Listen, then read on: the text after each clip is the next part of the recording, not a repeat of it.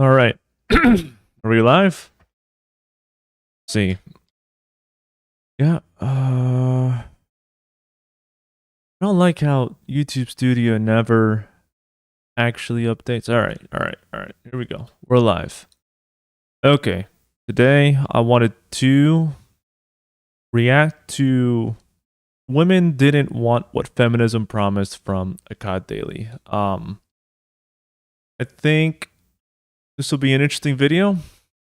Uh yeah, I watched this guy. I'm subscribed to him on my personal channel, but I'd here, give him description. And yeah, I'm excited to see what he's got. Hi folks, before we begin, we of course have a live event on the 11th of April. It's going to be great. I'll leave a link in the description. So, I saw this video from apparently 50 years ago by the BBC. So this would be in the 1970s. And it's people talking about women's liberation and the feminist movement, but it was often just called women's lib back then. And it's interesting how people like the same. It's interesting to see what people thought back then and see how it relates to how a lot of people think nowadays, to see the shift in societal trends. So this should be interesting. Political sort of zeitgeist is present. And you can see when, for example, this particular woman saying, no, I'm not in favor of it, actually. You can see that the liberal elite are completely in consensus on this. And actually, she's like, well, you know what? I don't think that. So we'll watch this and just have a watch through it and talk about it as we go, because it's genuinely fascinating to me. I don't think it's right for a woman to work and for a man to stay at home. You don't think it's right? I don't believe in women's lib. Why not? Look at the way she said that. I don't believe in women. Okay. Let's capture this woman's arguments. So what exactly did she say? I don't think it's right. All right. Don't think it's right for a woman to work.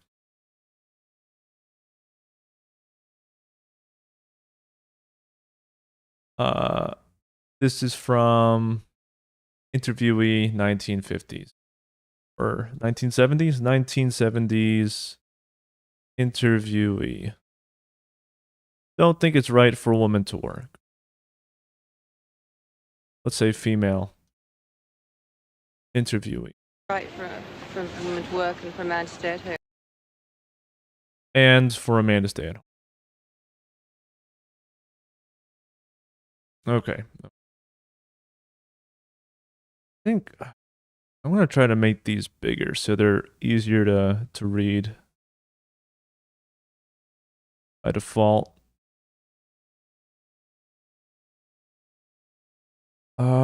What's this one? What did I put it? 32. Let's make this.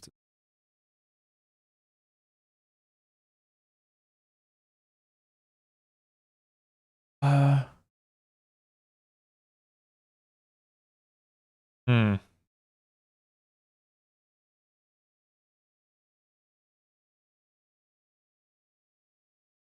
I wonder if there's a default. Draw IO set default font.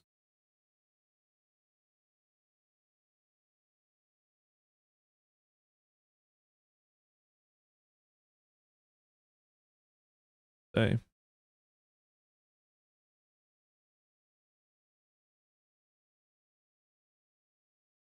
Can I do that? Set as default style. Okay. I do this. Nope, didn't work.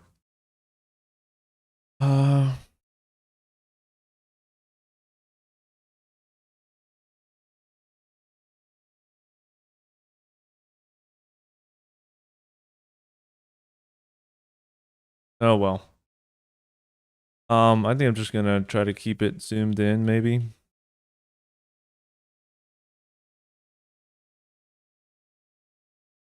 And for a man to stay at home.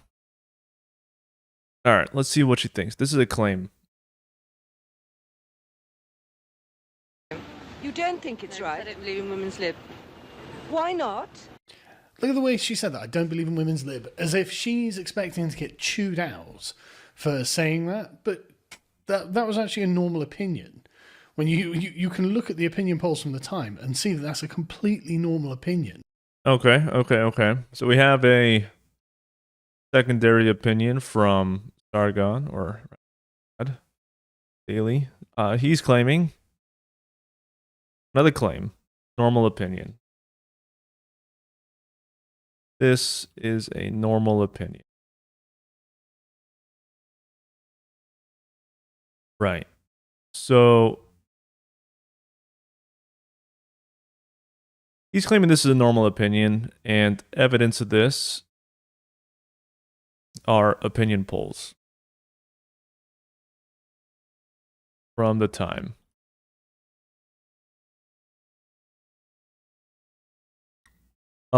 This is something that can be looked at later, but let's keep on going with the. We'll put this as maybe yellow to say, okay, this might be something we can look into. That most women didn't. And she now has to sort of act in, well, I know you're going to be upset by this, but I don't think that actually women should be working and the man should be staying at home. Call me crazy. I don't believe in women's lib because from sheer biology. All right. We're having a biological argument.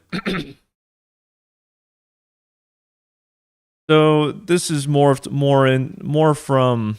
So the real opinion they're talking about isn't really this. More like,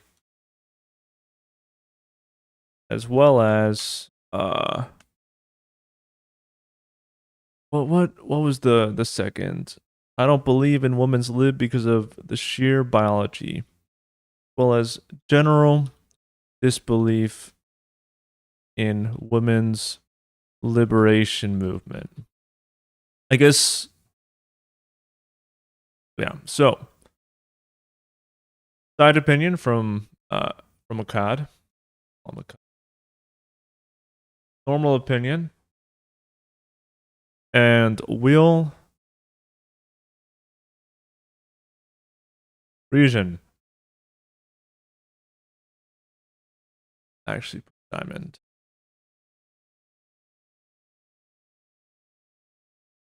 Why?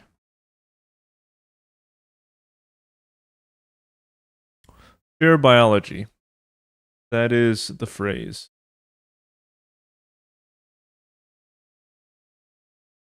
All right. What does she mean by sheer biology? I don't believe in women's lib because from sheer biology, a woman has babies and a woman has to look after a house. I mean, it's more or less impossible for a man to do that. Okay. Here we go.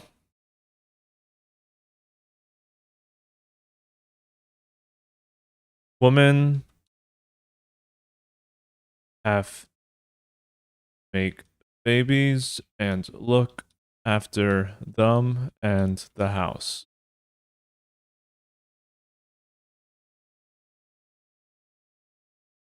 An elucidation of this. He additionally adds,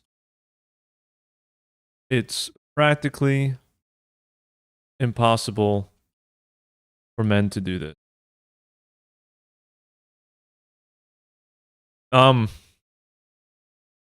Pretty obvious that to make babies, yeah, it is entirely impossible for men to do that. The other part, perhaps not so much, but let's dig into that. Yeah, totally reasonable.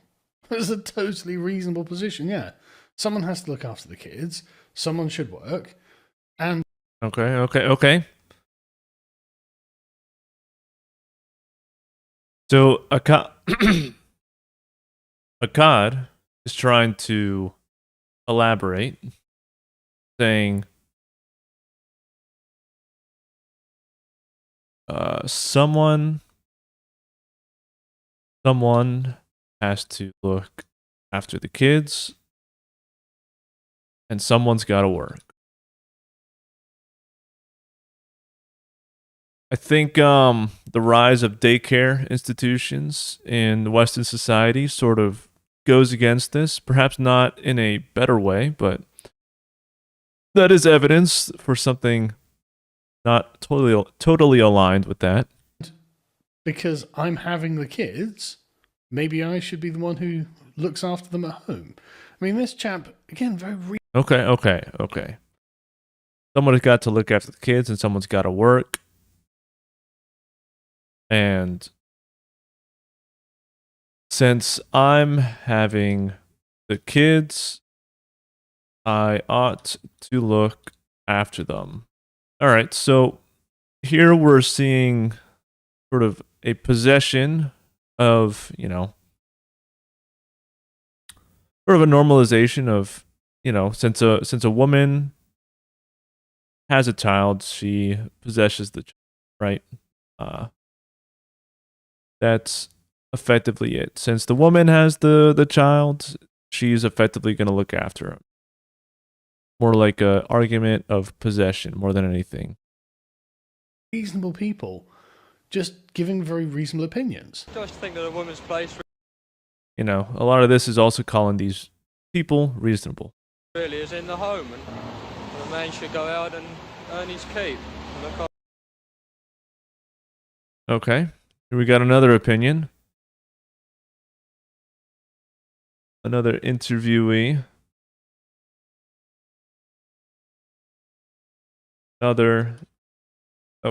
Male interviewee.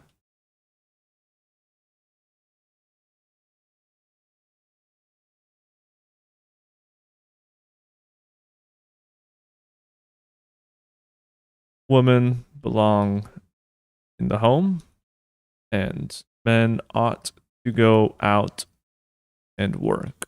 So, Akkad doesn't. The woman really didn't say what a man ought to do, right? Sargon or Akkad really kind of puts that into her mouth, but it's the conventional opinion of the period, it seems. And the man confirms it. his wife, really. And crucially, should look after his wife.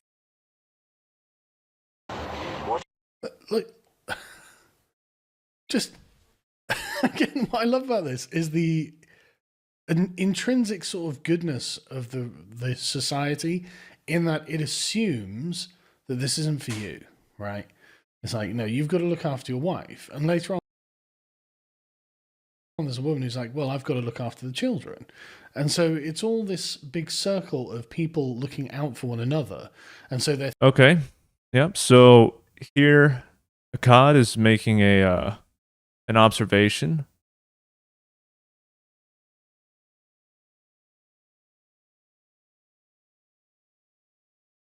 Akkad, people back in the day seem to be more interested in looking after each other. Man looks after wife, wife looks after children, etc.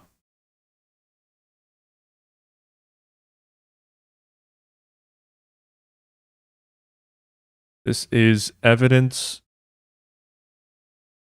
Well, he uses this as evidence of the inherent goodness of the era.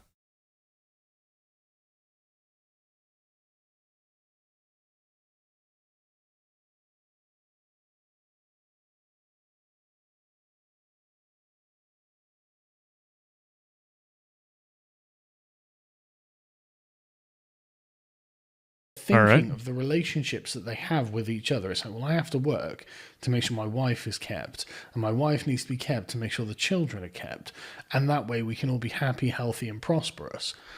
And another point he makes, prerequisite for health, happiness, and prosperity.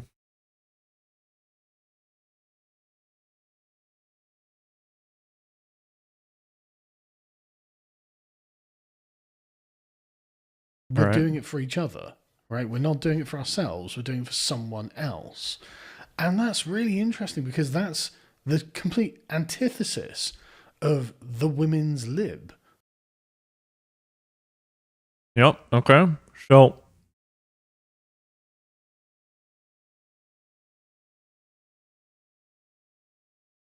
another point he's making is that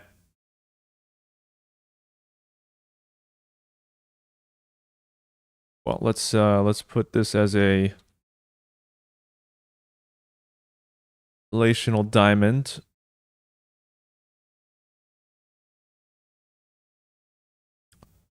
Antithesis, antithetical to woman's lib. Why?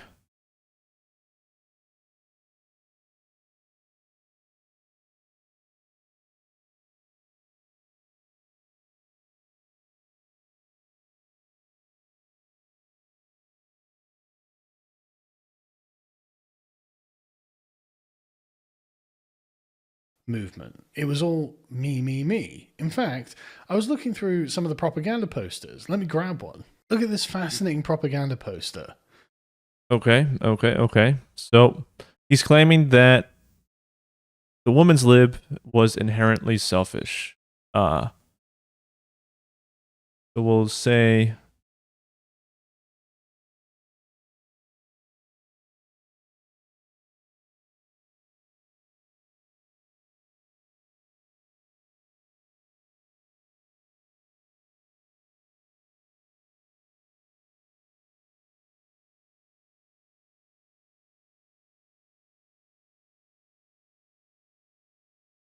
a propaganda poster, evidence of the time. And what's he gonna make? How's he going to Political describe it? help. Votes for women. And the woman's Mrs. John Bull is saying, "Now, you greedy boys, I shall not give you any more until I have helped myself." Well, what are you talking about? Like, votes for women isn't like something women are being deprived of. This is something actually that most women weren't really for. And there was a whole movement against women's suffrage, by the way. There was the anti suffrage movement that was founded by, where's that? Yeah, looking at the propaganda poster, you can look a little further and see, like, what is this? Women's Liberal something, Primrose League, Trade Union, Liberal Federation, SDF, and then what the woman is holding is Votes for Women.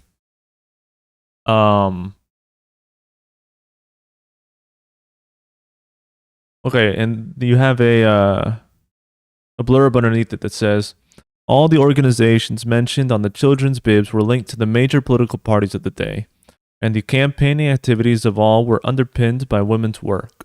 The poster argues that this support should be withdrawn until women too could participate at the ballot box.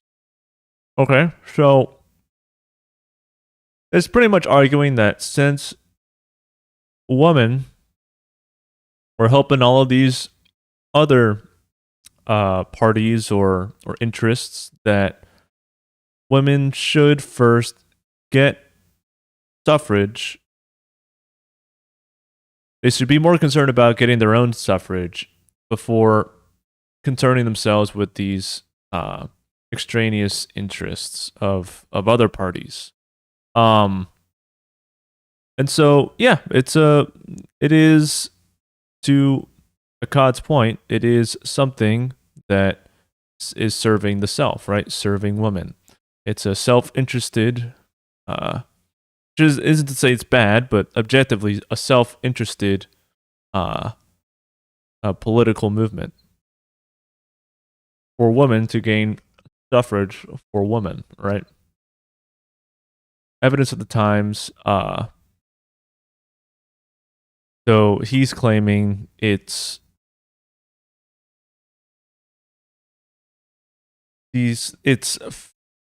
self-interest on the part of women.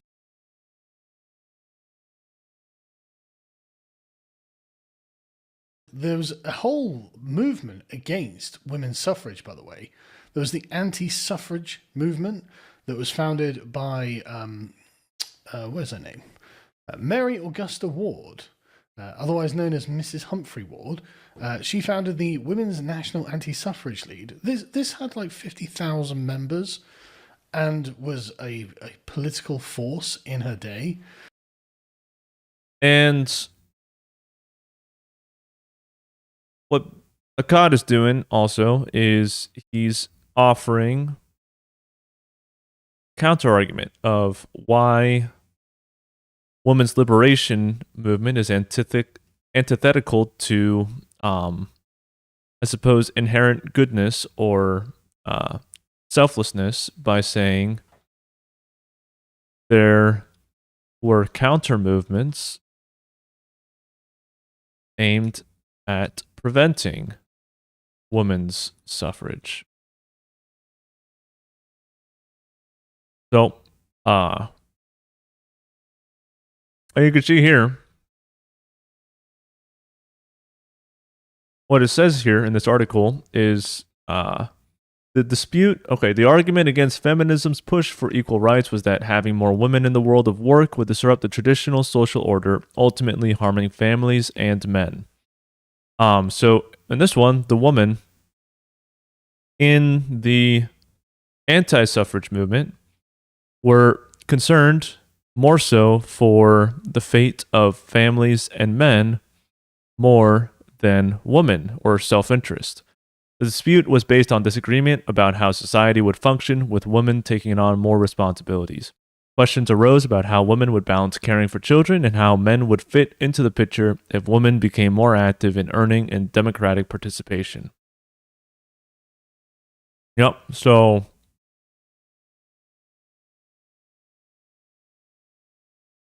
I'll mention here.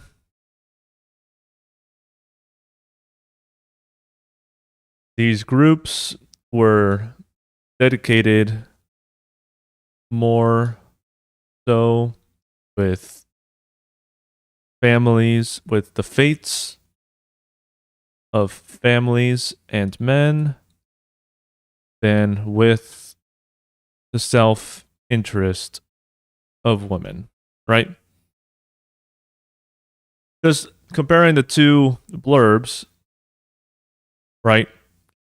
It's easy to see, right? I should not give you any more until I have helped myself for the feminist movement. And here they were more concerned against disrupting the traditional social order, which would, they presumed, ultimately harm families and men, for the anti-suffrage movement.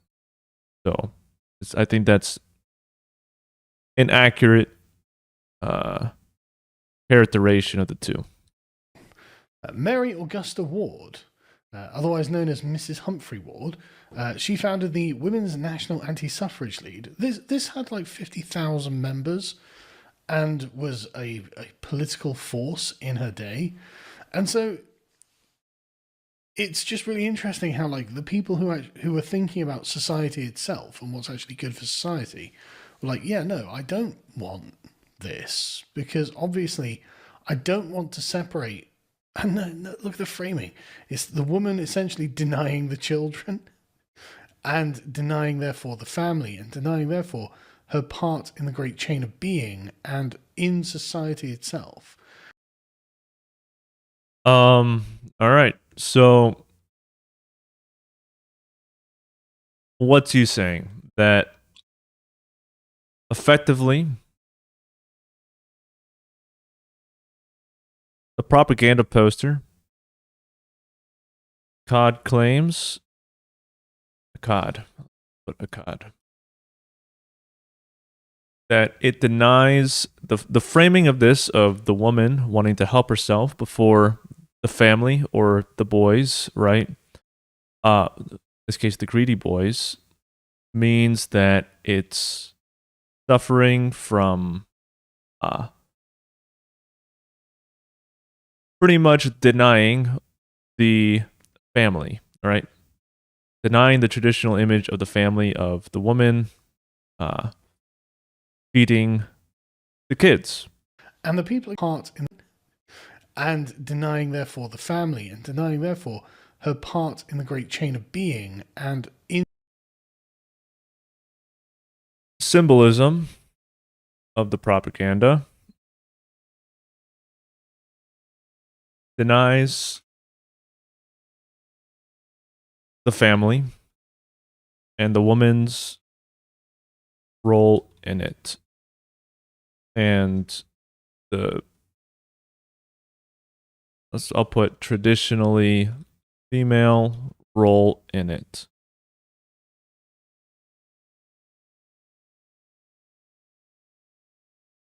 society itself. And the people against it are like, well, I'm thinking of the people around me. I'm not really thinking of myself.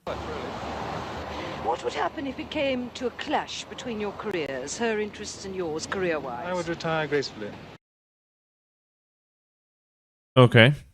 Ah, would you? Would you? You upstanding liberal man, are you?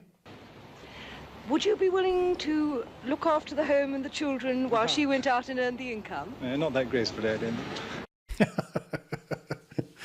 I mean, yeah. What a great response. Very All right. So we have effectively this portion of the interview saying,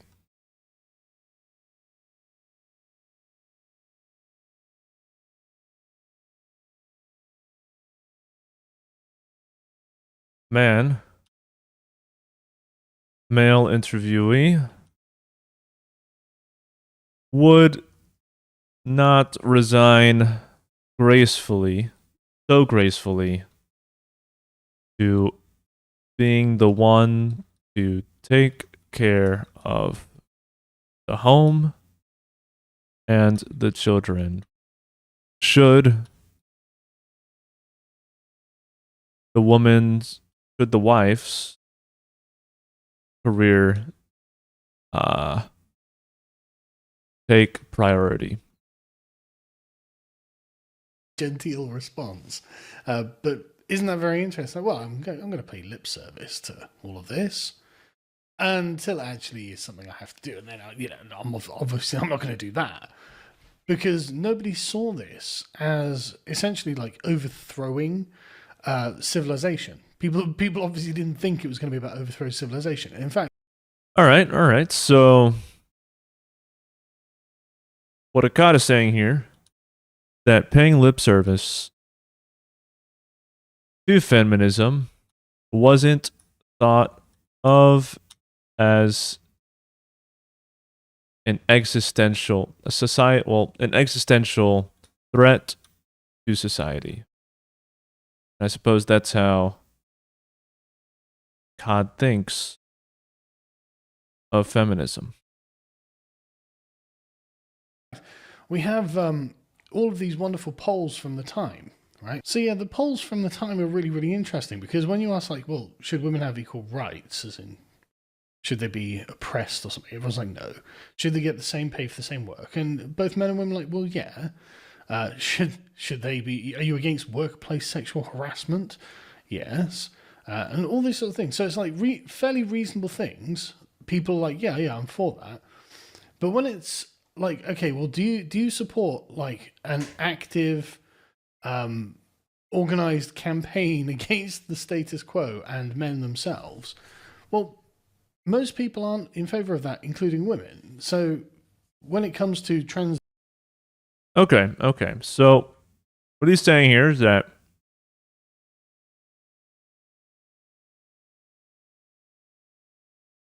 in the time, it was normal for people to think that effectively it was good for both sexes to be treated equally.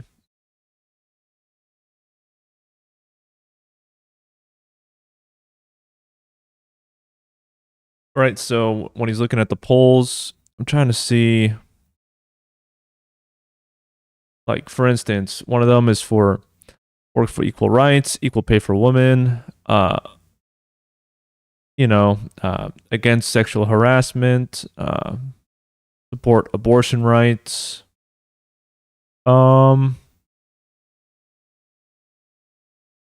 Okay, what does this say? Describes. I don't know what describes mean. It says does not share.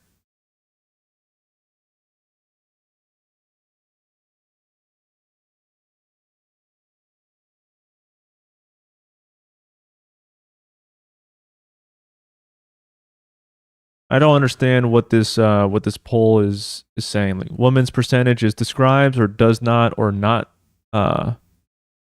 sure. Or so this describes their opinion or does not describe their opinion, or they're not sure about it. Okay.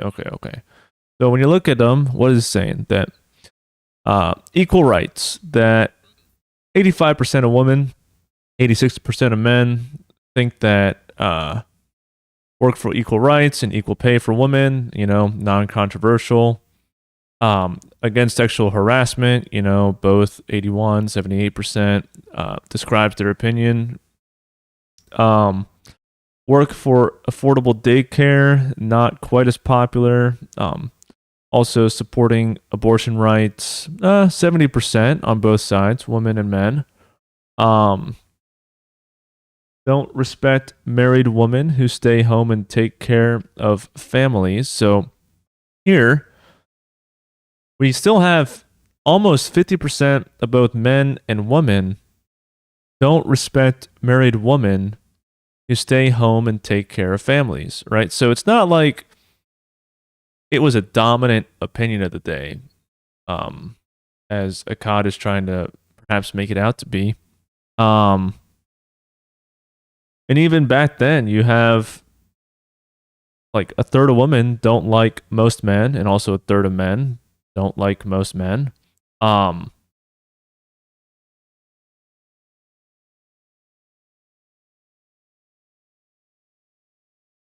is this? The last one are often lesbians. Interesting. Anyway, so I don't think it's as clear cut as he was trying to make it out to be. Of most people, most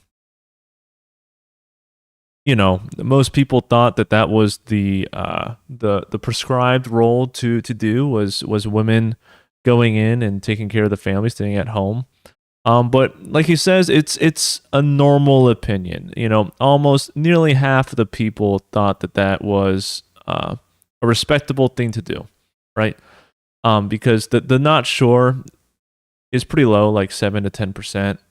And pretty much it's split 50-50 about whether it's respectable for a woman to stay home and take care of the family. I wonder, might be interesting. Let's see.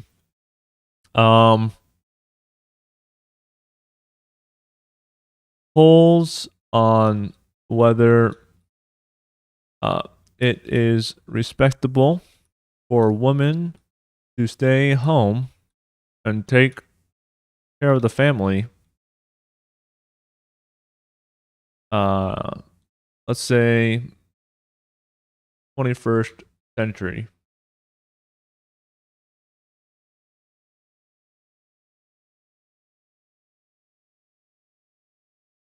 All right, so it's pretty much the same. So in the 21st century, major polls by organizations like the Pew Research Center and Gallup shows that a strong majority of Americans view staying home to care for family as a respectable, valid choice. Surveys revealed that roughly 50 to 56% of U.S. women with young, that's with young children. I don't know if this, with what Akkad is saying, is for women. No, it's obviously it's for women and men.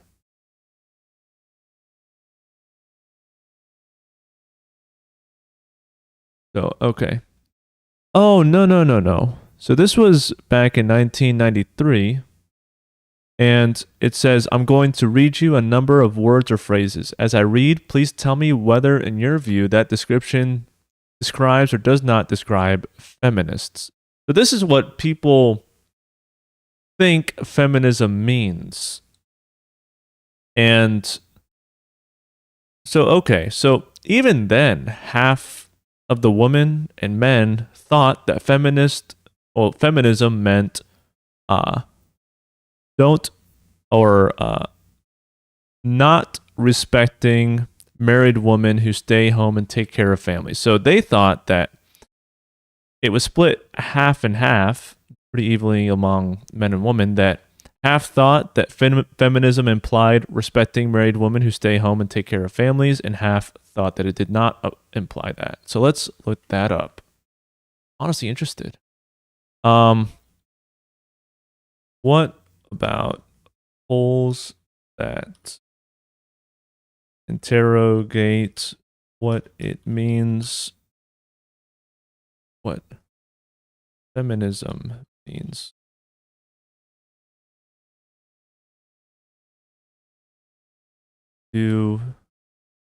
What percentage of men and women believe that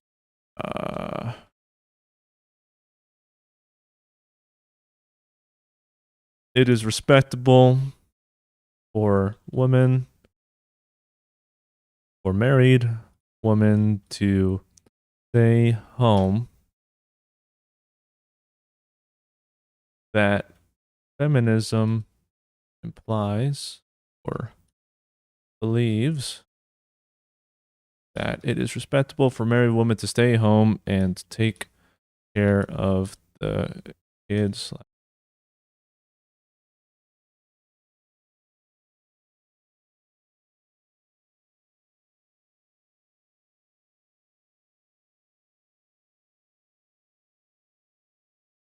All right, here we go. Okay.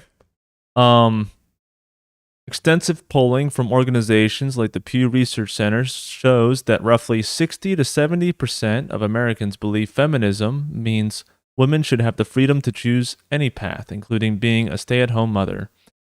To this group, true gender equality means a woman's personal choice carries respect, whether it takes place in a corporate boardroom or at home. The perceived reality. Despite the choice definition, a counter sentiment exists. According to national social surveys, so this one is not as this. Okay, I'd have to see what the wording of the question is, because it could be that 60 to 70% of Americans believe that feminism means women should have the freedom to choose any path, and then it doesn't. It may or may not actually include this contingent. Whereas here, a substantial portion of the public feels that mainstream feminist culture actively devalues full-time caregiving. Roughly 35 to 45% of women, particularly those who are married or live in more conservative or religious communities, express the belief that mainstream feminism implies a woman must have a career to be viewed as successful or respectable. Interesting.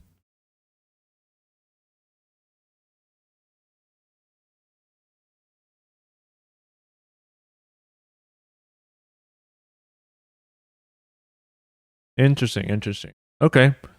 Well, 60 to 70%,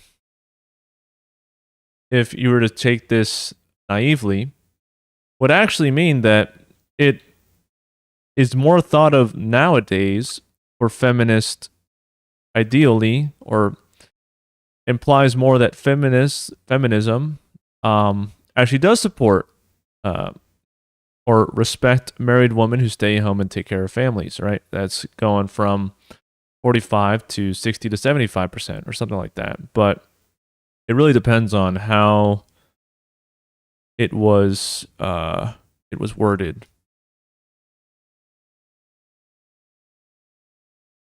Let's see.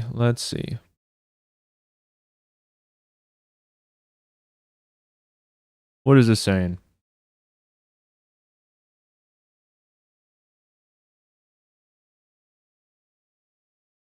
Well, yeah. Okay.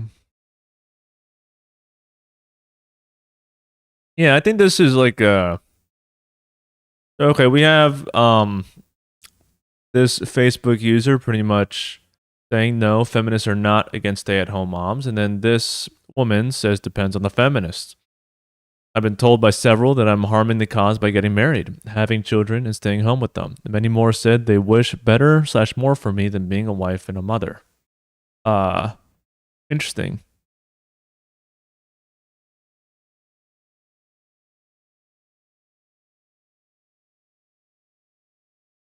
Yeah, okay, we got another one. I've been told by many psycho feminists that I contribute to a problem because I stay at home with my children. Women should be able to be conservative and liberal, stay at home moms and working moms, or bottle feeding or breastfeeding moms without other women having an issue with it. So, interesting.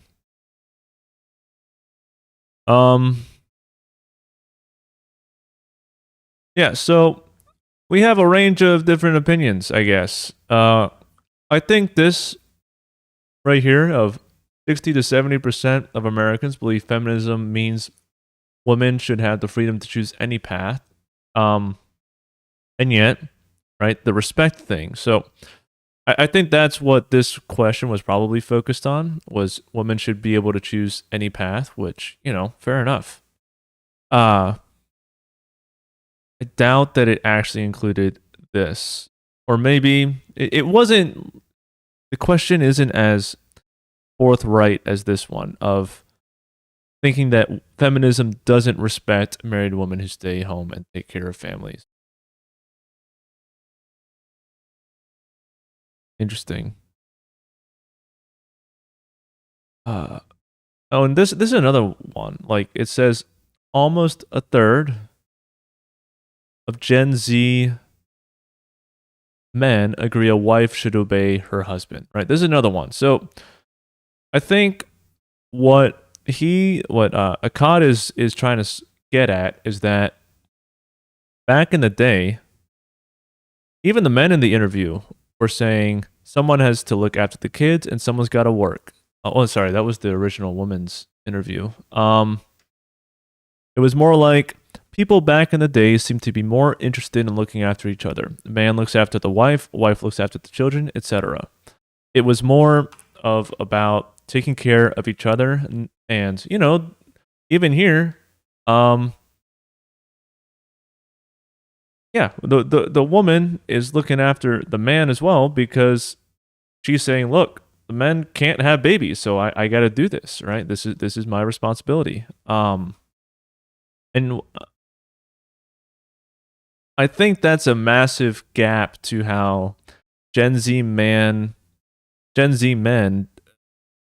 pretty much view women, I think, or at least this contingent of them, that I think Gen Z men are sort of captured in this idea of a dominance hierarchy. It's not a reciprocity hierarchy, or rather reciprocity relationship, but rather thinking that, a wife should obey the husband. And that's not really what traditionally, right? We're looking at older generations, the people that give us the tradition. That's not how they generally thought about the relation between men and women, right?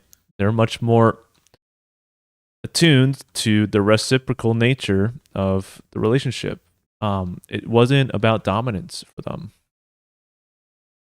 Harassment, yes, and all these sort of things. So it's like fairly reasonable things.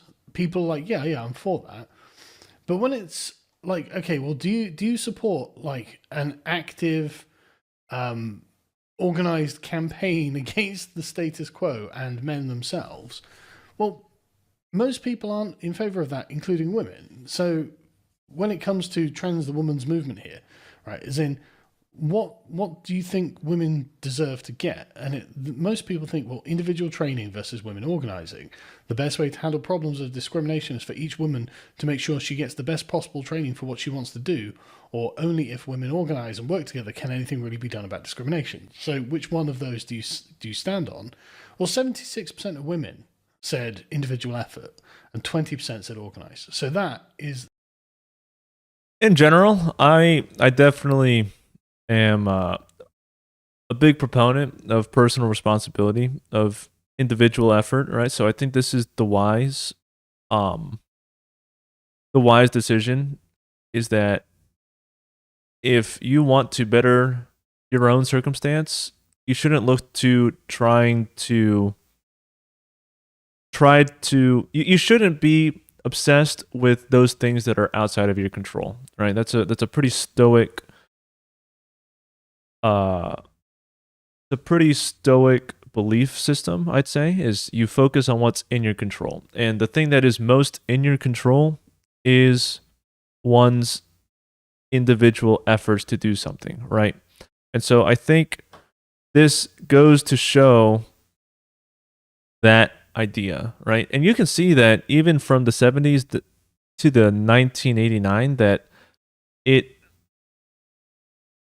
decreases, right? It goes from 76% to 58% are a fan of individual effort, and that more and more women effectively are more proponents of centralized organizations or women organizing in order to push agendas, right? And political activism proponents or it's a good thing, right? You want to be involved with being in the body politic, right? You want to be a contributing member of it in general. But I think the focus of everyone, for the most part, should be on individually bettering one's own lot, right? Whether you're a woman or a man or whatever. So I think sort of breaking down of, I bet over the course of time, from the 70s to now, I'm sure among any real movement, it becomes more about the organization pushing for change at a policy level as opposed to the individuals themselves trying to better themselves, right? It becomes less of a community and more of a push, if that makes sense. The malcontented 20% feminist bloc that wants to overthrow the patriarchy and society generally. Okay, so here he's claiming that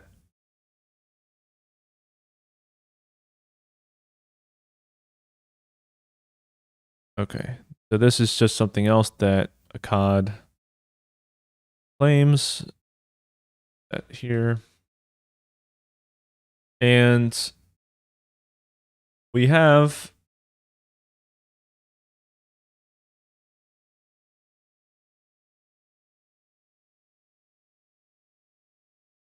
okay, so what is he trying to say? He's pretty much trying to say that the 20% women, or let's say feminists, that were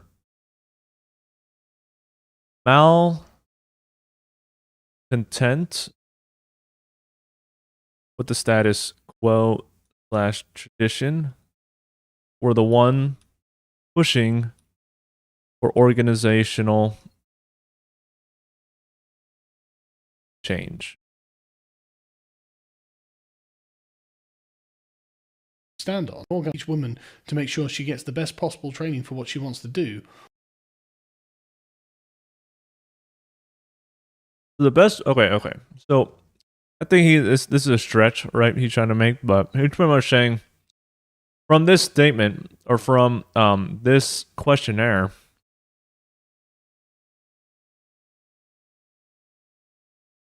pretty much what it's asking is the best way to handle the question was the best way to handle problems of discrimination is for women to make sure she gets the best training possible for what she wants to do, or only if women organize and work together can anything really be done about discrimination. So both address or both concede the idea of discrimination, right? And it's pretty much asking what would be the better way to do it or to address it. But the question changes over time. In 1987, it says, Some people think the best way for women to improve their position is through women's rights group. That would be at 0.1 on the scale. Other people think the best way for women to improve their position is for each individual woman to become better trained and more qualified. That would be located at 0.7. And other people have opinions somewhere in between. Where would you place yourself on the scale? And then the one from 1989, as we prepare to enter the 1990s, do you think there's a need for a strong and organized women's movement to work for further changes for women? Or do you think changes will occur as a matter of course without any organized effort on the part of women? So definitely the one from 1989 is qualitatively a different question than 1987 and the two questions from the 70s, right? So honestly, I don't really like that question as compared to the other two. So Or I think I'm going to ignore that can one. anything really be done about discrimination? So which one of those do you? And I think that's sort of why you see this big change. I mean, the other ones were pretty close to hovering at around 70%, and then this 1989 study, and you don't have that wild of a swing in only 2 years from 87 to 89 of 68 to 58%, when the others were pretty much hovering around 72% average. So I'm going to ignore that one and pretty much say, yeah, I think even from the 70s into the 80s, maybe even into the 90s, it was probably a pretty normal opinion of women to say, yes, the best way to pretty much better one's lot is not through organizational change for pushing it organizationally, but rather to better one's individual skills and proclivities in order to better address whatever discriminations there are in the workforce. Do you stand on? Well, 76% of women said individual effort and 20% said organized. So that is the malcontented 20% feminist bloc that wants to overthrow the patriarchy and society generally. All right, so he's claiming that it was this 20% of feminists. It is the 20% of feminists that were malcontent with the status quo / traditions were the ones pushing for organizational change as opposed to individual betterment in order to overthrow the patriarchy. That's obviously not what the question was about, right? It was about the best ways to address discrimination. I wonder, if we look at polls of,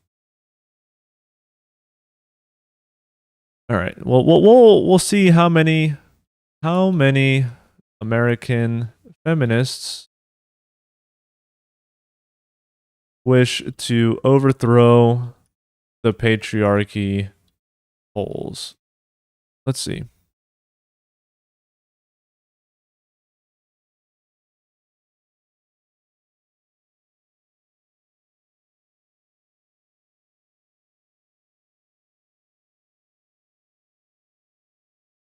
Well, doesn't seem like there's been too much study about how many women or feminists want to overthrow the patriarchy.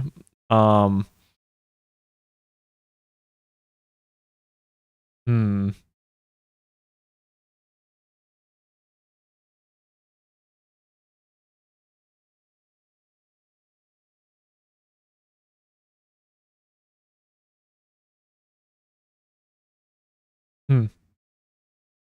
Yeah, so that's a hyperbole from Akkad here. And even in 1989, 60% of women nearly were like, yeah, well, individual effort.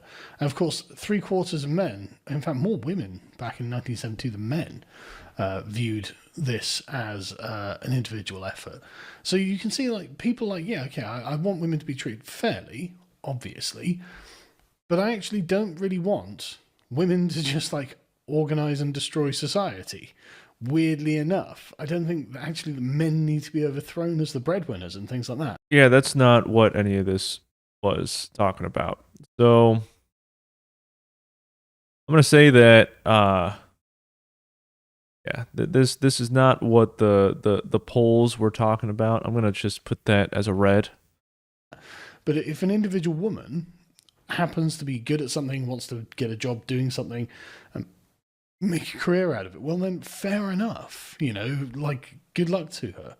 Okay. Maybe a better way is, in general, do feminists agree that addressing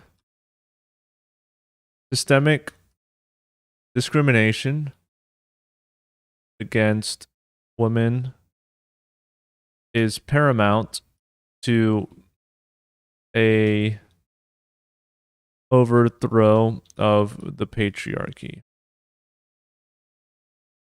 Because if the two are correlated, then okay. If the two are correlated, then yeah, I could see where he's coming from. But let's see what let's see. Okay, so Gemini is saying that there's three main frameworks for feminism. It's liberal or mainstream, which the core focus is to fix legal and social discrimination. This is, I think, what the 20% of women from this survey is more about, is more the mainstream. And it views the existing systems as salvageable and needs continuous improvements and equal access. Its ultimate goal is equal rights and integration within the current system, right? So I think what Akkad has conflated is that and radical and socialist or intersectional feminism, which its core focus is eradicate male supremacy entirely, right? It views the existing system as inherently corrupt and built to oppress women, right? So I would say that he's conflating that 20%, which I think is more focused on addressing social discrimination, hypothetically, probably through organized movement, right? I think this is probably what most of the women were thinking about back then. And also, you have socialist and intersectional feminism, which it's not militant against male supremacy entirely. This is the patriarchy, right? The existing system is inherently corrupt. It is the patriarchy, right? But rather socialist or intersectional, which is to eradicate gender, class, and racial oppression.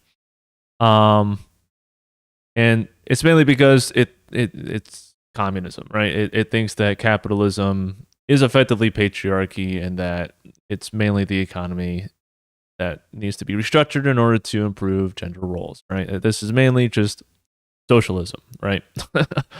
So I wonder what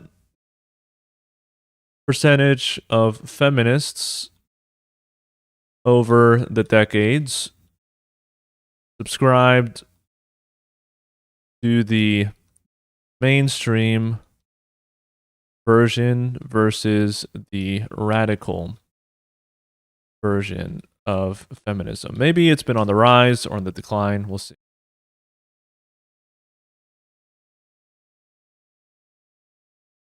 All right. So there's no historical polling data, so we don't really know. We could say, okay, in the second wave, you had a low, the radical was a tiny fraction compared to mainstream organizations for that era of feminism. And then by the 1990s, the strict organizational boundaries between liberal and radical began to blur. So So I guess in the second wave, it was the radical minority that invented the terms like sexism and patriarchy. Interesting. So pure radical feminism, focused solely on sex as the primary axis of oppression, shrank significantly. Okay, so it evolved into intersectional feminism, led by black feminists like Bell Hooks and Kimberly Crenshaw, and third wave riot girls culture.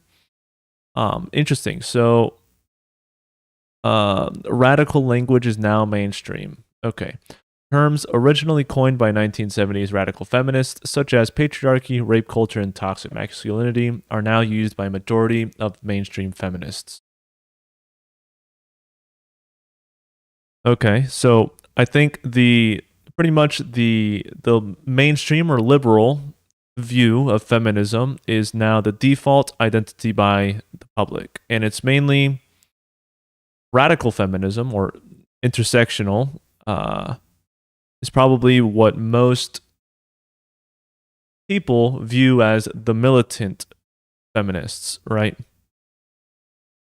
Even though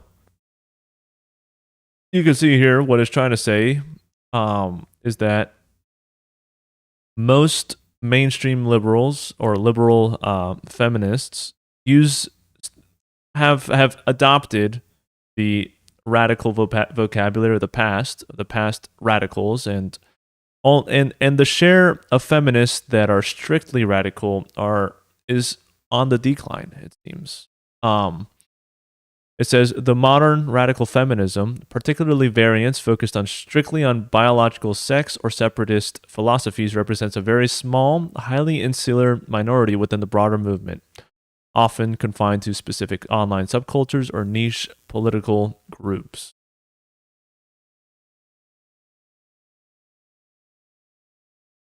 Interesting. Okay. So I think what Akkad here is doing, he's trying to effectively so I guess this 15% isn't so far off the 20% that the poll indicated of organizational change, those women that wanted organizational change. But at the end of the day, they were describing two different things. And I think Akkad here is going to be far more interested in the radical feminist movement as opposed to the liberal movement, right? The mainstream movement, which he pretty much argued was like fair enough, right? Back over here, when we were looking through the polls, he was pretty much saying, yes, in the time it was normal for people to think that it was good for both sexes to be treated equally, right? That's, so you could call him, a mainstream feminist, right? When women are asked, like, do you feel close to feminists? In 1984, only 19% said yes, and 77% said no. Obviously, 90% of men were like, no. Yeah, so back in the day,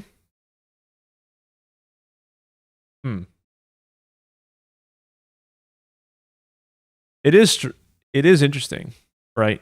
The idea back in the day that you could still have 90% of women say no. They were people who are most like you in their ideas and interests and feelings about things. Are they feminists? And pretty much they hands down say no, right? The majority of people. Okay, so what Akkad is saying, Akkad,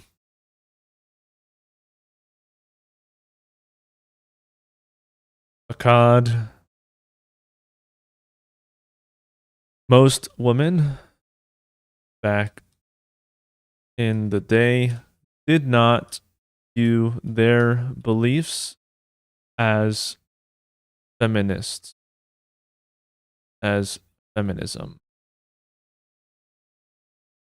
And what is that? Which is interesting because back in the 70s, AI is telling me that about 85%. Oh, this is of self-identified feminists over the decades, right? And of the feminists, 85% viewed themselves as mainstream, right? I'm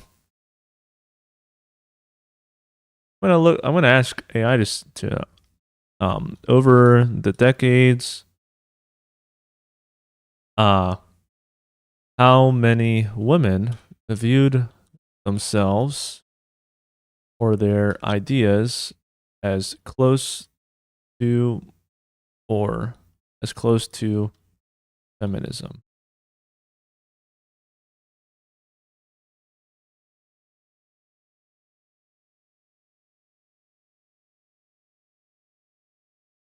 Yep. Okay. So, yeah. So that's pretty much what the same thing that AI is saying, that when pollsters ask women if they support equal pay, equal legal rights, and reproductive autonomy, agreement consistently tracks between 70 to 95%. But when asked, "Are you a feminist?" the number historically drops significantly due to social stigmas, media portrayals, and political polarization. The shifting trajectory of how women have viewed themselves and their alignment with the movement over the decades illustrates this gap, right? Um, yeah, so back in the 70s, it only showed that 20 to 25% of women actively identify as feminists, right? But right, all of the goals of the feminist movement, right? So the specific ideas were pretty uncontroversial. That most women were in support of equal rights, generally speaking. Yeah. So, and then the same thing in the 80s and 90s, that it consistently showed that only a quarter of the population, a quarter of women, called themselves feminists. But then that strongly became almost unanimous in the 2010s with the Me Too era. Pretty much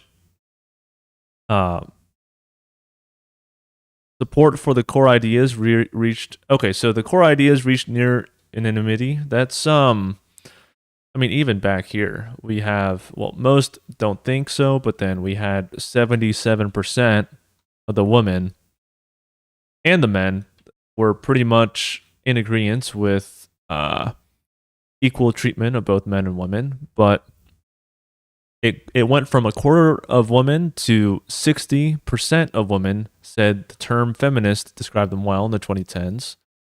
And now we're at the generational high where global and domestic data show that Gen Z women have the highest self-identification in history, with roughly 53 to 54% identifying as feminists, right? So you can clearly see that people that call themselves feminist were on the rise, right?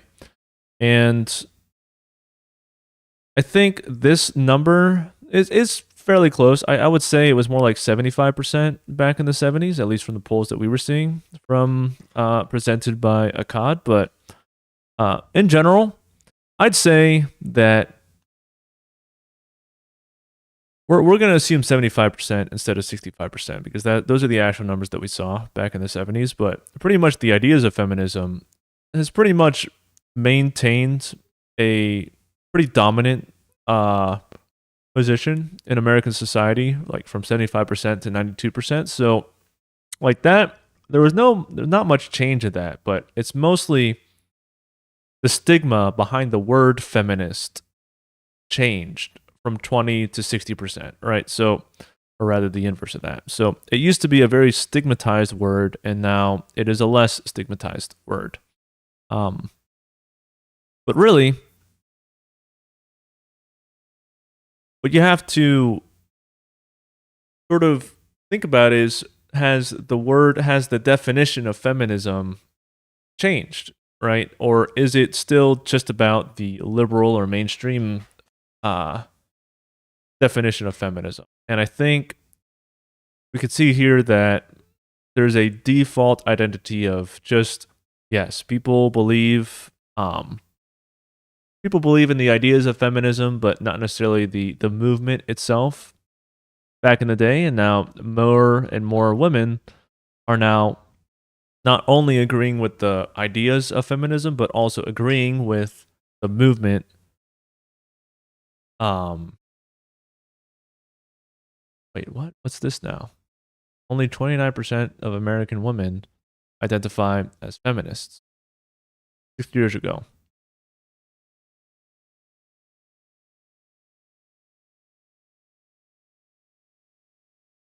That was only 6 years ago. So I don't wonder.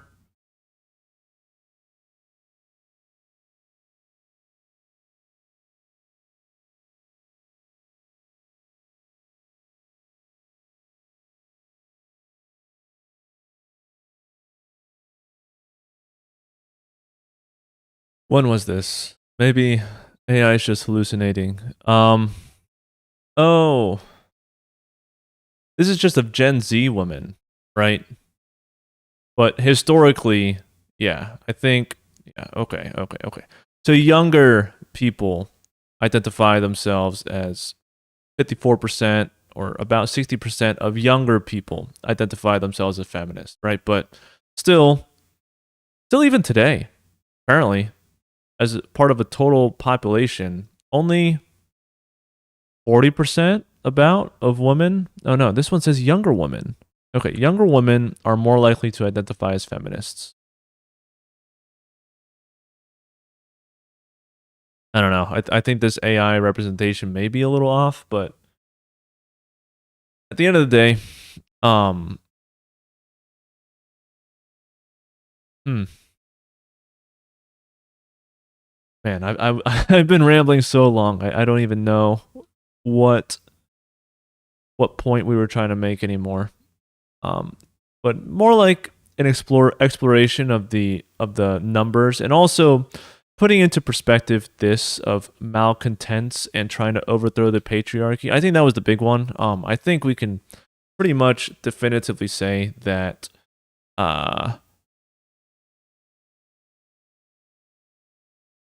that in general, feminists themselves don't really see themselves as radical for the most part. I think most of them are just they're not here trying to overthrow systemic beliefs. I think that's a mischaracterization by Akkad. But I'm sure the most vocal of feminists, and the ones that is probably pushed by the algorithm, by the feeds on social media, because it wants to show you the most upfront and emotional and visceral things, is that that's probably what you see a lot of representation on your feed, not the reasonable mainstream version of feminism. Because you've clearly just had this sort of like fifth of the female population that's just been really unhappy with men. Now, I'm not saying that these women. Yeah, I think the conflation of the women that want to push for organizational change are the same as the women that are unhappy with men in general, or the patriarchy. I think that's a bit too much. Didn't have a reason, right? It's entirely possible they've been on the receiving end of bad treatment or something like that. So sure, or they're very ideological. And I even doubt that. Okay. So he's saying that only 20% of women have been on the receiving end of bad treatment by men. I bet you that number is way higher than the 20. And yet they're still not militantly organizing for systemic overhaul of the system, right? I think most women can reasonably assume that the system is at least according to feminism, salvageable, that's the mainstream opinion, even though they've had personal bad experiences with men. I don't think that leads them to believe that society is inherent. Logical or whatever it is. But the point is, feminists just didn't really represent what people actually wanted. They just used equal rights for women and votes for women as a kind of wedge issue to cleave open the thing. But what's really interesting is how this just goes down over the years.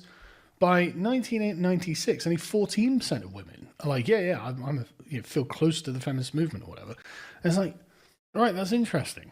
It's interesting. 86% of women are just like, no. That's just really fascinating, isn't it? Because it's clear that this was something else It wasn't really just about women. Anyway, let's go back to this. No, I'm old-fashioned, you see, naturally, and I think a woman's place is in the home looking after her children. I think the Again, Yeah. Okay. You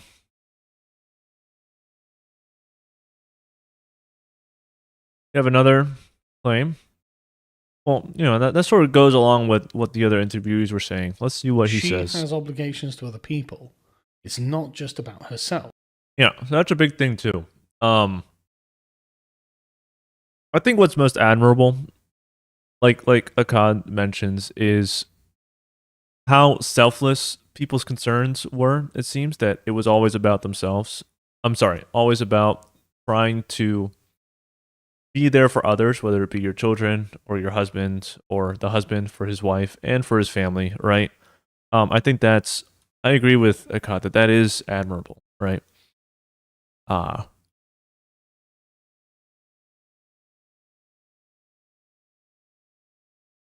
And something that we might have, degraded over time on both sides. I think a lot of discourses about dominance now, which I find rather lamentable, really.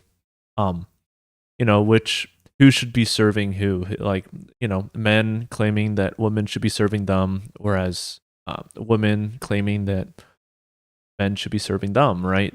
It's you never see discourse online about everyone trying to simply serve the family, right? I think that's the overarching unit that needs to be that needs to be on both sides' mind, right? Like they're both subservient to the goals of the family unit. That I think is the proper frame. It's not just about you, it's about the obligations you have to other people. Right. So Akkad is saying traditionally the focus was about what responsibilities and duties you had to the other parties in the family, as opposed to one's own interest. the man should be doing the actual work. I think the place for a woman is in the home.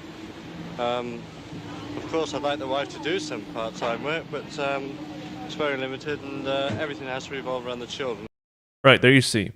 Back then, they thought everything has to revolve around the children, right? Or maybe he's saying that's his wife's duty, is everything for the wife has to revolve around the children. I think the place for a woman is in the home. Of course, I'd like the wife to do some part-time work, but it's very limited, and everything has to revolve around the children. Children come first, and that's about it, really. He probably thinks that children comes first for him as well. The children come first. Yeah. We'll have that as well.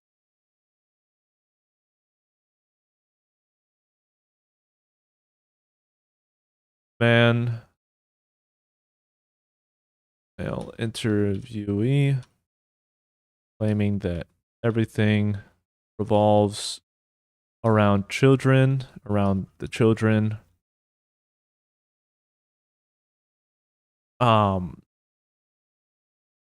Right. Oh.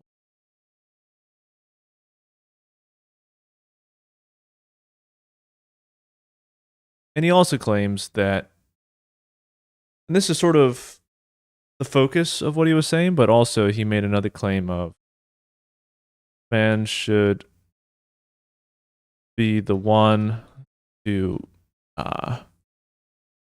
let's say, do the real work of making money, and woman should be the one taking care of the home and those were the two main points that the interviewee made. And so her concern is the children, his concern is her, and you can see how this is a series of loving relationships that make people happy. And you've got How does he characterize it? And so her concern is the children, his concern is her, and you can see how this is a series of loving relationships that make people happy. Yeah, he mischaracterized it a tiny bit, right? He mainly said that everything's about the children, right? And the guy never really claimed that it was for the woman per se. It was, everything revolves around the but he's generally got it characterized well in that the focus is on everyone serving other, right? And serving the family. And you've got the sort of 20% malcontent feminists all seething that someone else, like literally like the Denethor meme, seething at these happy families and being like, well, we have to ruin this. And yeah, obviously hyperbole. That 20% is was far more about it was specifically about discrimination and not about at least the question itself. And even then, just like how to address discrimination in society. Like the question already presumed discrimination. It was just the best way to address it. That was the basis of the question. And yeah, I don't think there's a portion of it that is envious. I'm interested to see what percentage of American population, American women, and American feminists and American radical feminists believe in the abolition of the family unit.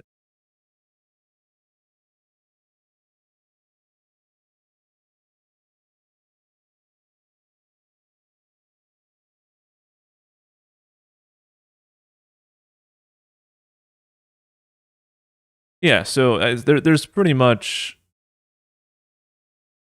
nobody really cares about demolishing the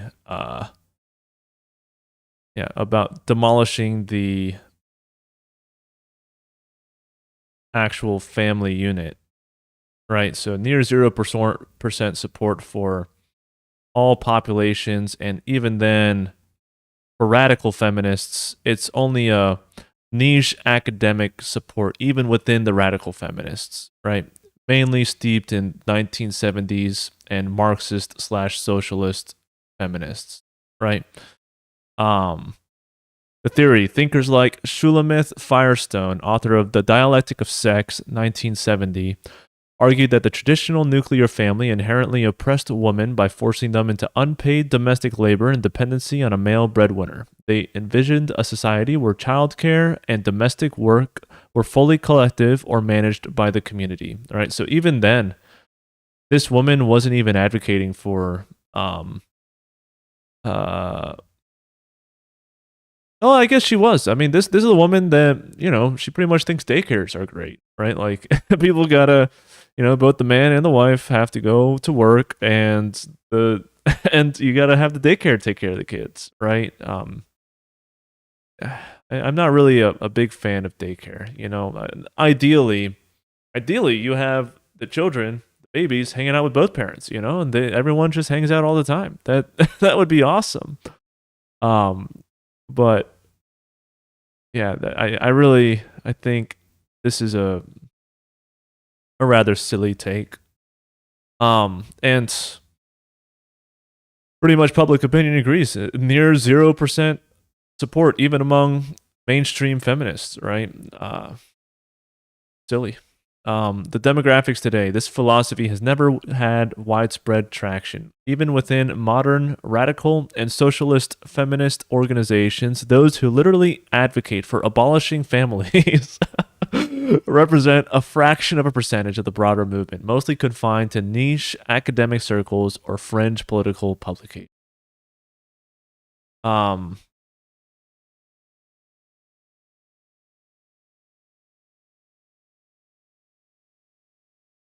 Yeah, so mainly it's more about arguing that healthcare, housing, and childcare should be guaranteed by society so that individuals are not entirely reliant on their biological families to survive. Well, I think that is not very good. I think kids need their parents, right? Why wouldn't you want the kids to be with their parents? And that's why it's so fringe, right? Such a fringe idea. So it's I think this characterization of 20% of feminists, even at any point in history, were these sort of radical feminists that want to dismantle the nuclear family is rather misplaced. I agree, basically. I mean, I wouldn't like to leave him for anybody else to bring up. Yeah, you see, that's To ruin this. let's see what she says. She says, "I agree." Basically, I mean, I wouldn't like to leave him for anybody else to bring up. She wouldn't want to leave him for anyone else to bring up, right? So, I think that's a pretty fair assessment, right? Parents want to raise their kids, right? That's a big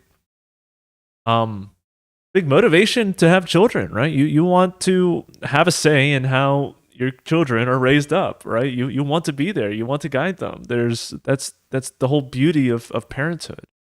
I don't think that's right. But I enjoy doing my part-time work, and I think once he's at nursery school I'll go back out and do more part-time. I'll always be at home whenever he's at home. I just don't like the idea at all. About women's liberation. Do you think... I like this woman a lot. You can tell she's had to talk about this, and she's very confident in herself. that it is wrong for women to go out and earn the money and for men to stay at home and look after the family? Yes, definitely. It's bad for his ego. Isn't that a fascinating thing to say? It's bad for his ego, as in, I care about my husband. Well, so you see, there it is about caring for the other, right? So I wonder, okay, this is a big point. So this is a different question now of, it was posed to one of the guys, sort of would not gracefully acquiesce to this, but effectively, the female interviewee claims that it would be bad for husband to stay home and take care of kids while women go out to work and be providers, right? Says it would be bad for his, right? And Sargon, or sorry, I keep on calling him Sargon. He has a separate channel called Sargon of Akkad, so I call him Sargon, but really I'm going to say Akkad because this channel is Akkad Daily. Akkad says more evidence of selflessness of traditional folk, right? We're calling them traditional folk because they were our prior generation, right? So, yeah. So the woman is concerned about the man, right? It would be bad for his ego. I care about his well-being. And I don't actually want to be ultra selfish about this. Not only is it bad for the kids, it's bad for my husband. Why would I want to do that?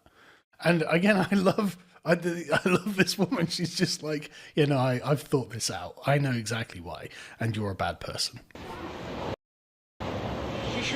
Okay. That brings us to another point. We'll ask, how many of those same populations would agree that it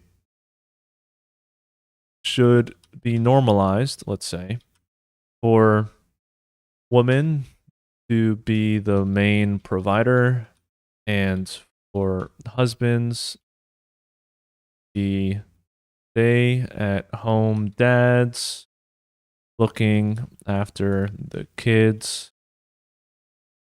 and home. Effectively advocating for traditional swapping or the swapping of traditional gender roles. See what AI says. Gemini says.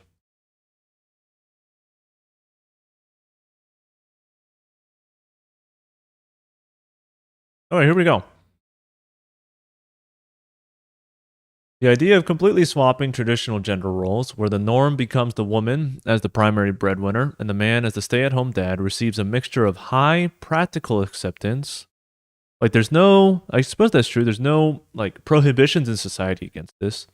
Moderate social hesitation and deep theoretical support, depending on the demographic. While the general American public overwhelmingly supports the flexibility for families to choose this arrangement, advocating it for it to be the preferred default norm is a different matter. Yeah. I think that's generally acceptable. I think for a family to pursue this arrangement should be allowed. Not like there should be social prohibitions on it. I think most people would agree. But advocating for it to be the preferred default norm is a different matter. And this is crazy. Wow. Dads make up roughly 18% of all stay-at-home parents. That's actually wild. Yeah, but general polling shows that over 80% of Americans agree that a stay-at-home dad can raise children just as effectively as a stay-at-home mom. And in fact, I've even heard that, dads make for, if you were to choose to have a single parent household, you would prefer a dad as opposed to a mom. Apparently the children grow up, have a higher chance of growing up better. Less chance of being facing adverse conditions when they're adults. Yeah, so I think honestly, I think most people, would agree that a stay-at-home dad can raise children just as effectively as a stay-at-home mom. Now, it doesn't really get to the woman's point that it may be bad for their egos, right? They could do it just as effectively, but is it something that is the most joy or the most optimal position for them? I don't know. Despite discomfort, the public stops short of wanting it normalized as the default framework. Data shows that 76% of Americans still believe men face intense societal pressure to be the primary financial provider. Only 25% say the same pressure exists for women.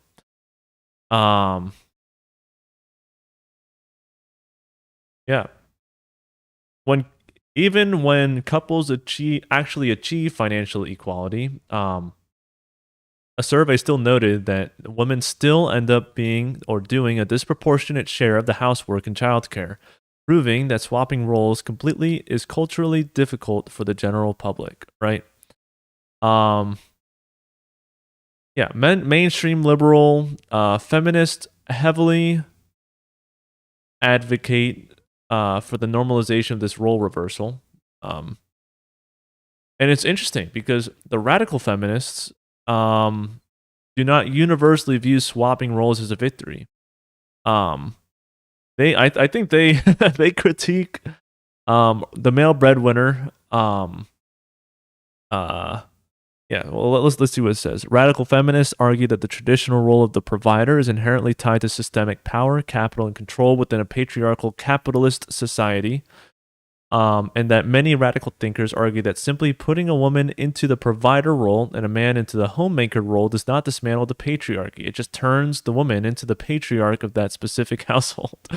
Yeah, so these people are the ones that want to dismantle society, right? They think that we should probably all just be communists or something. So, yeah, I yeah, they don't want to normalize a swap, right? So they don't even care about this question. They want to completely abolish everything about society and pretty much become communalized, socialized, or completely decoupled from economic survival, which is almost laughable in an age of scarcity, right? Decoupling society from economic survival.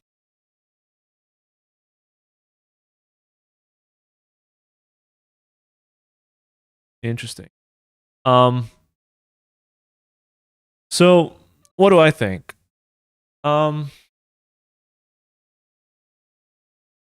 It's interesting. I'm not sure from a man's perspective if my ego would be hurt, trying to have kids of being the one at home while my wife is out working. Honestly, I probably really enjoy just hanging out with the kids, honestly. Why not? I mean, like I said, both ideally you have the family as a unit always hanging out with each other and the kids always hanging out with the parents and being raised by them.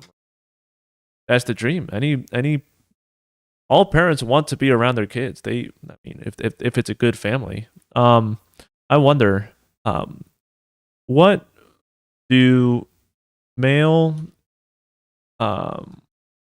what do stay at home husbands generally view themselves as?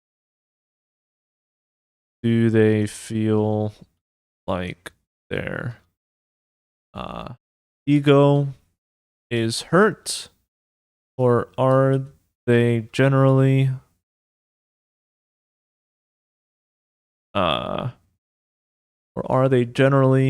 pretty happy about their circumstances compared to those men which imply, or let's say pursue, traditional gender roles, which have stay at home wives? Yeah, I'm more interested in the true gender swap, not of like male being provider, woman being stay-at-home mom versus female being the provider and the husband being the stay-at-home dad. More interested in that rather than both parents going off to work. Okay. So it indicates that stay-at-home husbands and fathers view themselves through a lens of high personal fulfillment blended with distinct social isolation. Whether a man's ego is hurt or he is happy with his circumstances depends heavily on whether he voluntarily chose the role or was forced into it by economic circumstances, such as a layoff or disability. Interesting. Yeah. Yeah. If it's one's own choice, I could see themselves being happy with that choice. I mean, that's everyone's own responsibility is to choose what to do with their lives. Yeah. So providing beyond money, providing emotional and foundational provider.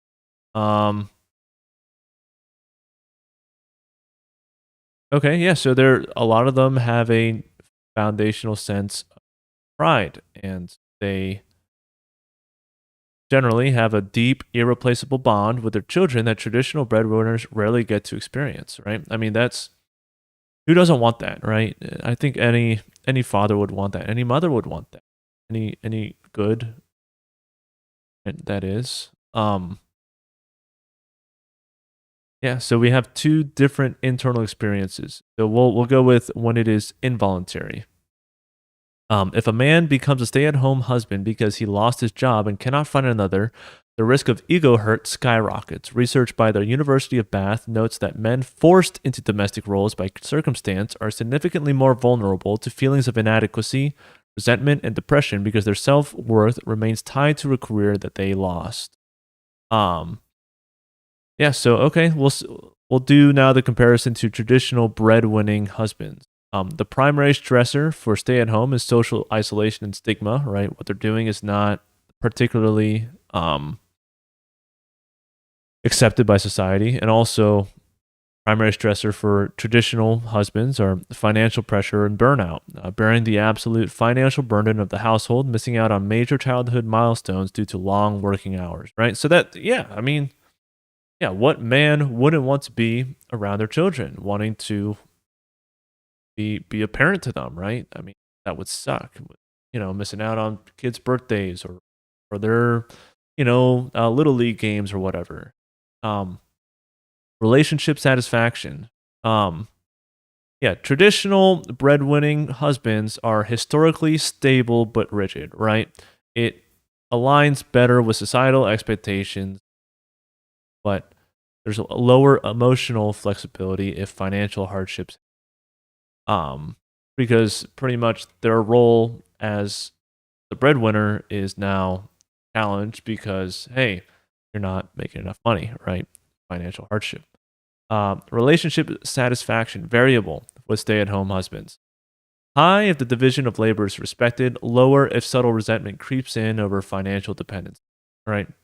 So, yeah, I wonder what percentage of stay-at-home dads fall into which camp. Yeah, so when stay-at-home husbands do report damage to their ego, it rarely comes from within the home. It almost always comes from external society. That seems doubtful.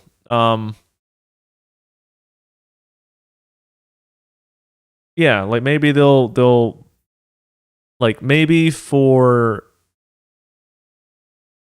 the case where they decided to be stay-at-home dads, right? And then when society doesn't accept their roles in the family, then that would be dissatisfying. But I think the other situation where the husband can't find good enough work, that's from an internal place. That's not from external society. Yeah, I don't agree with this characterization. I would say the next thing I want to look up is what percentage of what is it? SADs, SAHD, stay-at-home dads are so by choice versus forced by circumstances.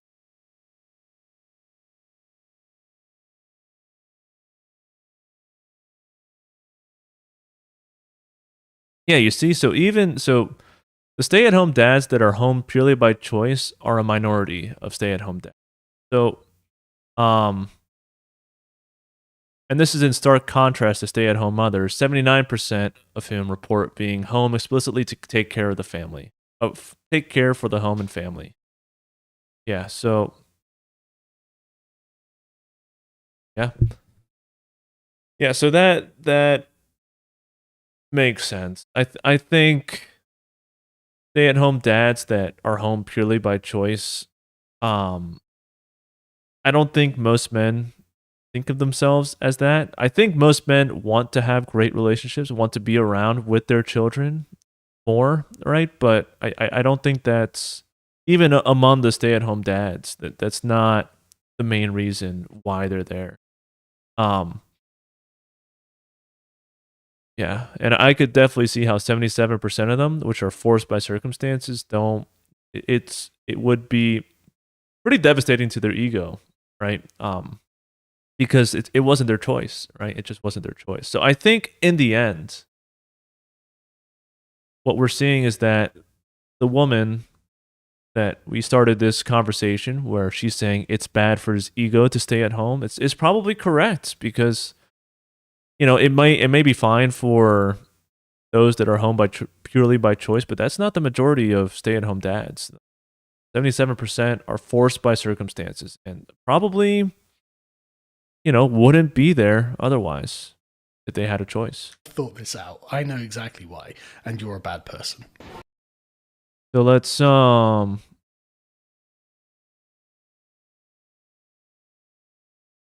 okay. She shouldn't. They get too domineering. Give them too much money. What do you mean they get too domineering? Too domineering. Well, if they had more money than you've got, then they tell you what to do. All right, another man. That one's pretty funny. Male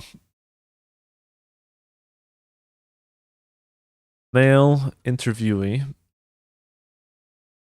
Women become too domineering when they have, let's say, control, when they have primary control of the money. And do you always tell your wife what to do? Nah, look at that. Do you always tell your wife what to do then, as if this is the frame to validate all of the feminist propaganda? Oh yeah, men evil and controlling. Look at his response. What to do? No, I don't. We go halfway. Okay, and so he's also saying that men,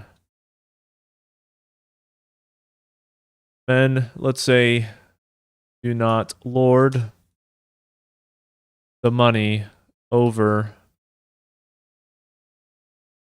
women when they are in control of the money. That's also interesting. So I think that's what he's pretty much trying to say. But he knows he's that men are just inherently more altruistic people, I say. That's what he's saying. being pushed here, right? Oh, hang on. I see what you're trying to do. But I earn more money than she does, so someone must earn the money. And it should be the man who earns the money. Totally reasonable. All right. So, so we say Akkad agrees that someone's got to earn the money, and it should be the man that earns the money.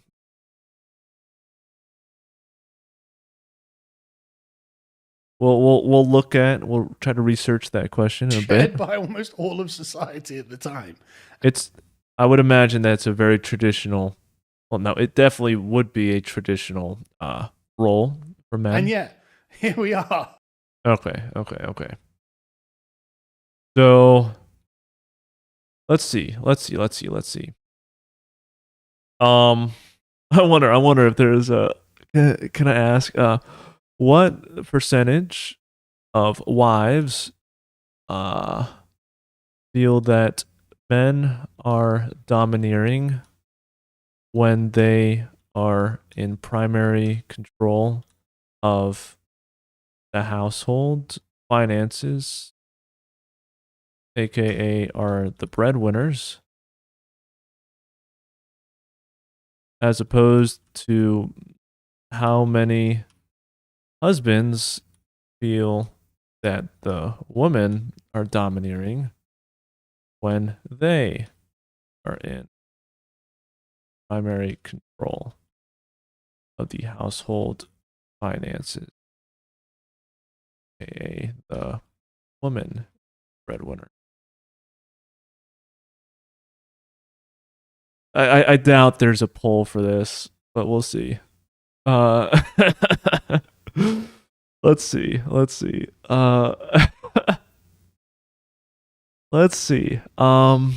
Okay.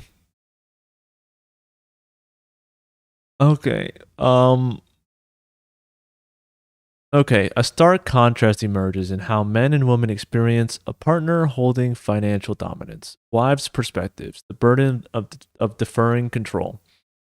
When husbands are the primary breadwinners and retain control of the household purse strings, research focuses heavily on a dynamic of frustration and forced compliance rather than a vocal complaint of domineering behavior. The desire for more say. 57% of women who defer financial decisions to their husbands wish they were more involved. The confidence gap. 82% of women who defer control do so because they mistakenly believe they lack the knowledge. Why would they say mistakenly believe?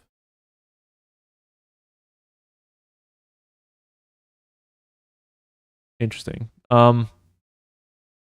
In couples where the man is the breadwinner, Pew Research tracks that husbands spend significantly more hours working for pay. Wives often view this financial arrangement as an exchange of labor rather than a loss of autonomy. Unless the husband actively uses the money as a tool for control. Phenomenon counselors classify as financial abuse, which is a minority subset. The husband's perspectives. The threat of the female breadwinner. When the roles are reversed and the woman becomes the primary breadwinner, data suggests the husbands are statistically far more vulnerable to feeling emotionally and mentally distressed by the dynamic. Oh, so even then it's interesting. So even then it's true. Yeah, this is the threat. This is exactly the threat, the ego threat, right? This is the ego threat that the woman was talking about, right? Like it's they're just threatened, right? They're threatened. It's a risk of serious psychological distress that is 2.5 times higher than traditional breadwinners, right?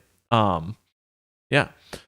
The moment a woman's income crosses a prominent long-term study conducted by the University of Bath analyzed over 6,000 heterosexual couples over 15 years.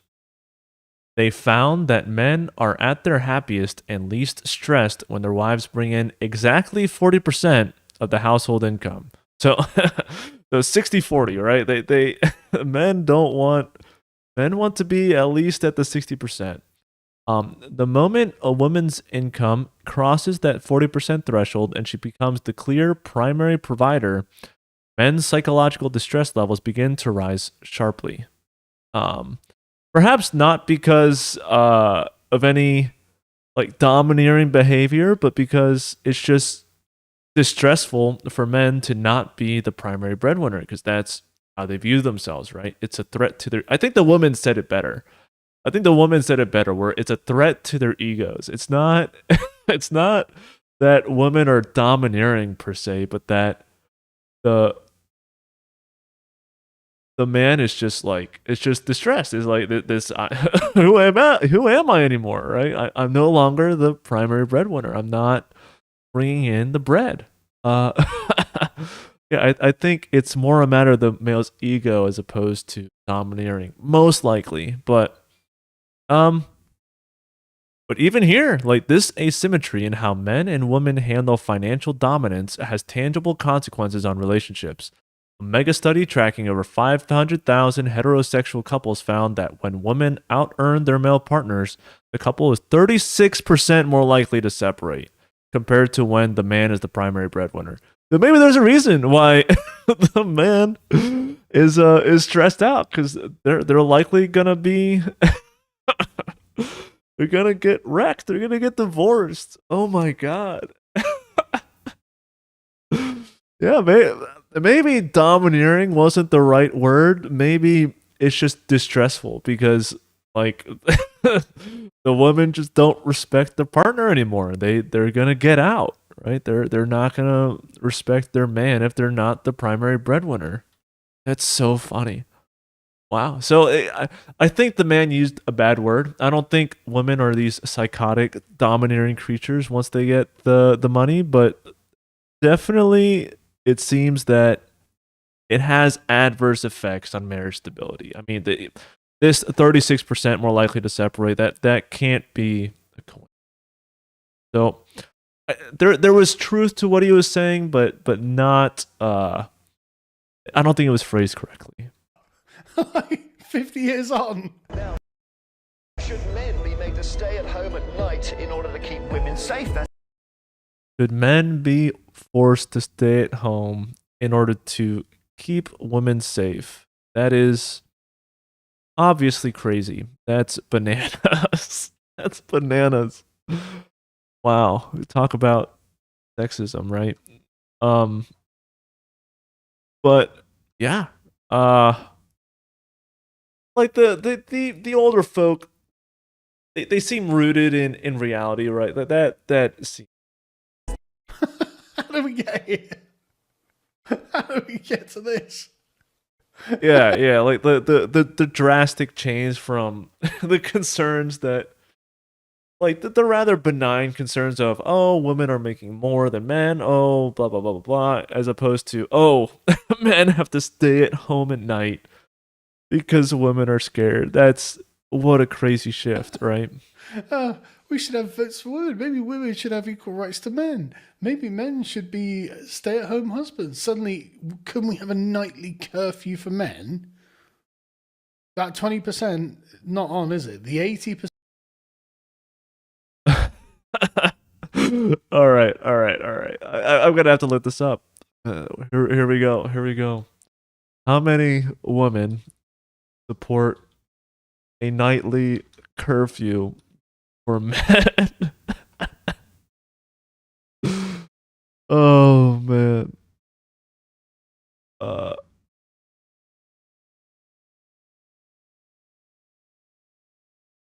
Yeah. Everyone sees that it's satirical, right? It's just funny. It's just funny. On the other side, they're the people who should be really listened to here, shouldn't they? So, I mean, let's be honest. Like, this has just become demented. I mean, look at this as well. This is just mad. I've given our boys dolls. This is Gavin Newsom's wife. Even if they tear the head off, I've given them dolls to learn that care and caregiving is not just an activity that's reserved for women, but that it's also an activity that is a responsibility of men. That care and caregiving is a responsibility of men. I think, I don't think dolls are the best way to to do that for men, right? I think kind of silly, but the general idea of men being caregivers, right? Of yeah, you want to be good fathers to your children. That's be ashamed of there. It's totally reasonable. Let's see. Opinion. I don't know who this lady is. From Mrs. Newsom. Boys ought to learn how to be caregivers.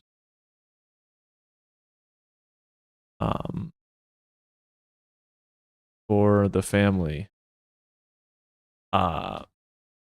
Dolls given as I don't know. Dolls given to encourage this. Seems like a poor strategy to encourage that, but the general thought is fine. Mental, right? As if men don't love their kids. Yeah, that's the main thing. Like men obviously want to care for the kids, but I don't think giving them dolls is the way to encourage that sort of behavior. Trying to literally brainwash your sons into essentially being women. Yeah, so here Akkad is saying that getting boys to play with dolls is brainwashing them to be women. One could say it's misguided, right? Perhaps it's not deliberate brainwashing, but maybe there's more evidence. It's just a horrible thing. It's just demented. What I've done with both my daughters and my sons is if I'm reading a book and the protagonist is a male, I just change the he to a she. Oh, we got an ad. We have an ad.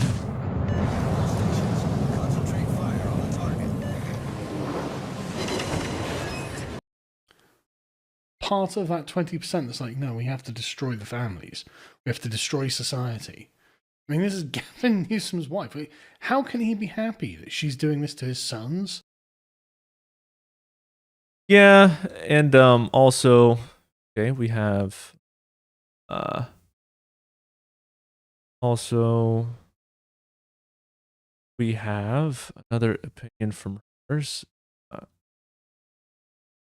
Changing protagonist names, or rather genders, from male to female. I think that's pretty obviously just trying to what is it exactly? It's trying to emphasize the role of woman as uh, opposed to men as primary figures in life, right? Um, and I don't think that's no longer trying to teach men or boys how to be caregivers, right? I mean, yeah, you want to teach your kids to love their own children, obviously. But to yeah, this is obviously just a de-emphasization of manhood, I guess. Manhood. Erasure, right? How can he be happy about that? And it just normalizes for my sons in particular. It's not even, I don't even just do it for my girls. I do it for my sons because I want them to see that women can be the center of a story. Yeah, so she does this. She explicitly says to show the boys that show her boys that women can be the center of a story. And that pretty much goes right against what traditionally we were saying, right? That most women let's see. Yeah. That traditionally the focus was about what responsibilities and duties you had to the other parties in the family as opposed to one's own interest, right? So that's not really the focus of her simply swapping the genders or the protagonists, the protagonist genders in a story, right? That is not what that is doing. It's not trying to encourage this role of a man in a traditional relationship, right?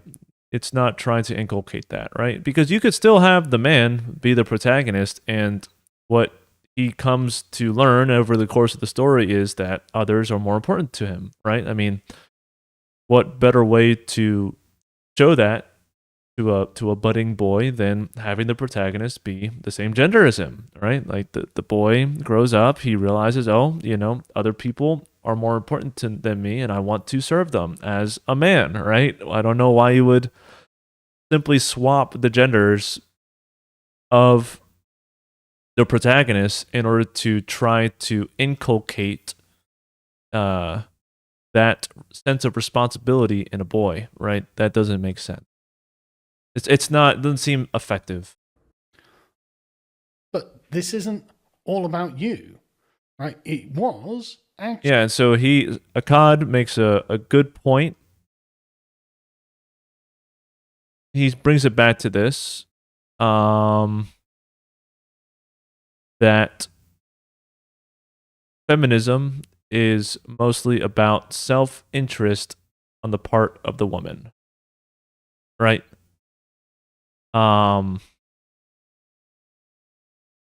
It's one could say that this is evidence of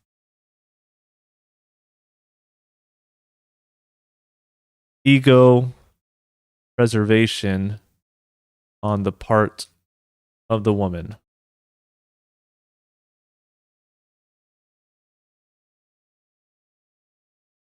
That's what Akkad is claiming.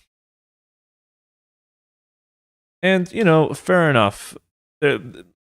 Women back in the day, we had the one woman that had her own belief that men's egos are worth preserving, right? And really, I think we should be interested in the preservation of everyone's self-esteem, of women's self-esteem, right? But I don't think, and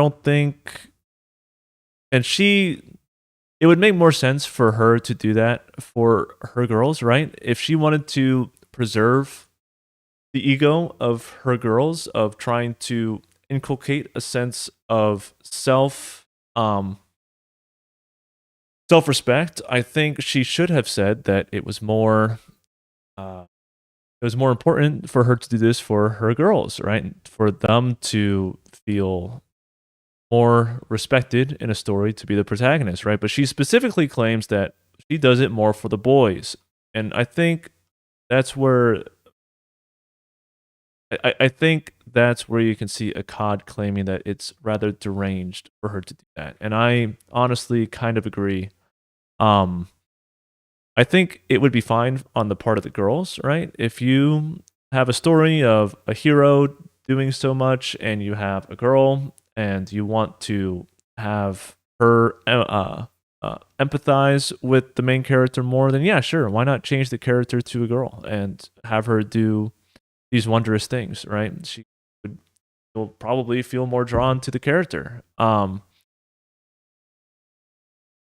But to do it specifically for a boy, to try to honestly preserve probably her own ego, is honestly rather malicious, I think.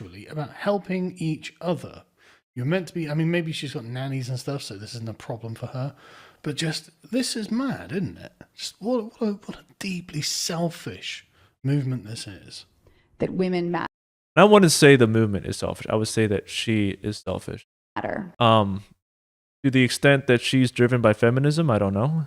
But it's not, I don't agree with what you're trying to say. No one says women don't matter. Men literally, all of the reason they were like, yeah, well, I should be doing the work so she can take care of the kids and so I can look after her. Right. So, and Akkad is correctly claiming that the men were also trying to look after each other, after the family, right? That was their main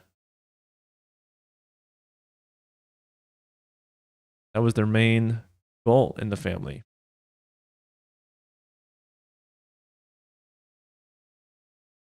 Yeah, you see, male interviewee claiming that everything revolves around the children, right?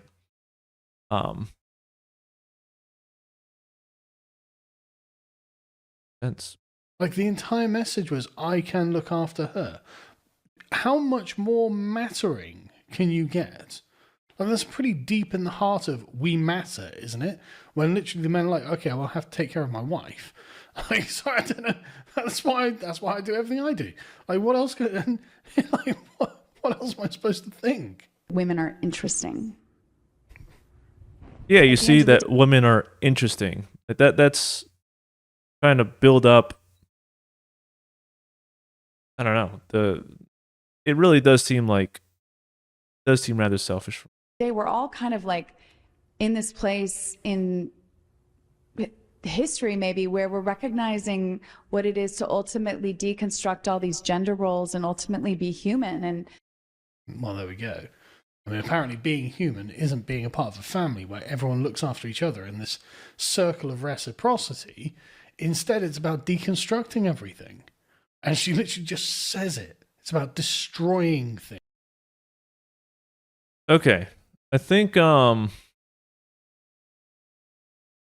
let's investigate to what extent do are mainstream feminists and radical slash intersection. I think it's mainly the intersectionalist feminists that are more concerned about deconstructing deconstructing gender roles.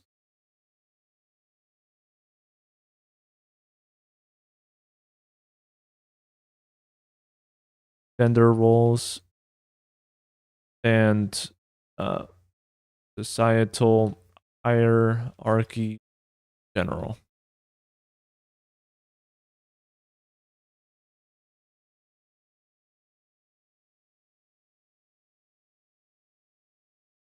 Okay, so yeah, we have. Okay, so both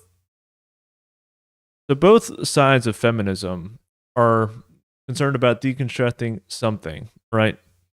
While both mainstream and radical intersectional feminists are deeply concerned with deconstructing gender roles and societal hierarchies, they approach the task with completely different scopes, motivations, and end goals.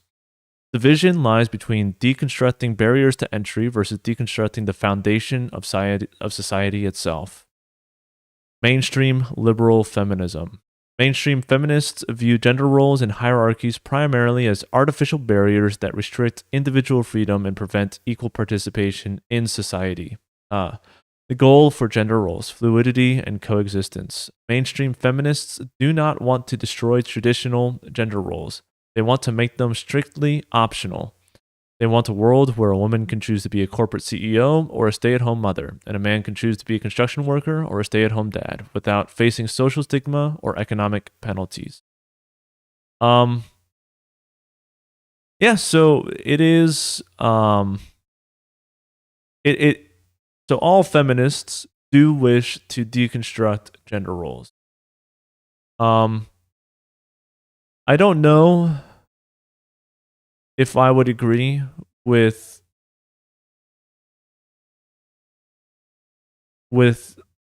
anything goes in terms of traditional gender roles as what the default societal expectations should be, because at the end of the day I'm more concerned about the stability of the nuclear family, right, as opposed to the maximal fluidity of gender role. Personally, I think I should make a note of that. I'm thinking of like making persistent records of my values that I come across and my thoughts on subjects. I'll write it down here. Self priority should be given to the stability of the nuclear family as opposed to maximal fluidity in gender roles. I think that leads to better outcomes in society, honestly. I think the nuclear family is more important than women being able to be bosses of things. Or it's not that I'm against it.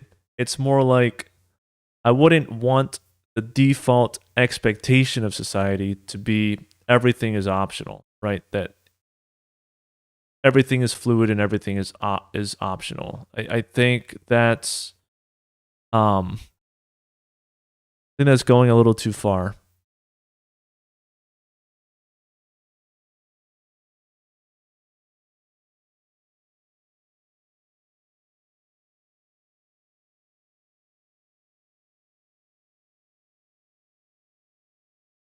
Now, again, I don't know to what extent I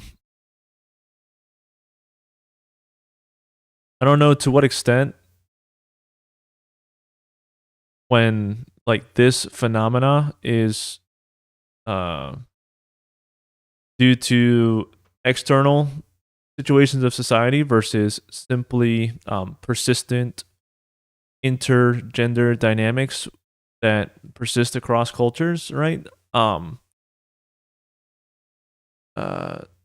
I'm not sure to what extent these two ideas can coexist of, gender, not gender fluidity, but gender role fluidity and coexistence versus marriage stability. But in general, I think whatever's going to benefit the long-term stability of the nuclear family is going to be the my preferred outlook on things. I think it's a better long-term structure for civilization, right? It more aligns with people having duties to the families, to their own family, duties and responsibilities for their own family, as opposed to granting maximal freedom for everyone involved. I think this is more important than the other. It's about destroying the family. It's about destroying men. And I don't think the primary focus of feminism is destroying men. these people back in the day perceived it, especially this lady. No, it's bad for his ego. Yeah, no. So he's saying that feminism trying to normalize feminism trying to normalize men being stay-at-home dads, let's say, of not being the primary breadwinner, is trying to destroy men. And honestly, when you look at the evidence, it's not. I wouldn't say that's an completely offhand remark, right? I think that's 77% of those that are stay-at-home dads are forced by circumstances, not their it's not their primary decision. It's not what they would like to be doing, right? And they're at a very high risk to destroying their egos, right? Destroying their self-esteem. So I think there is truth to be said there, but I don't think that mainstream feminism, at least the ideas behind feminism, I think that's probably where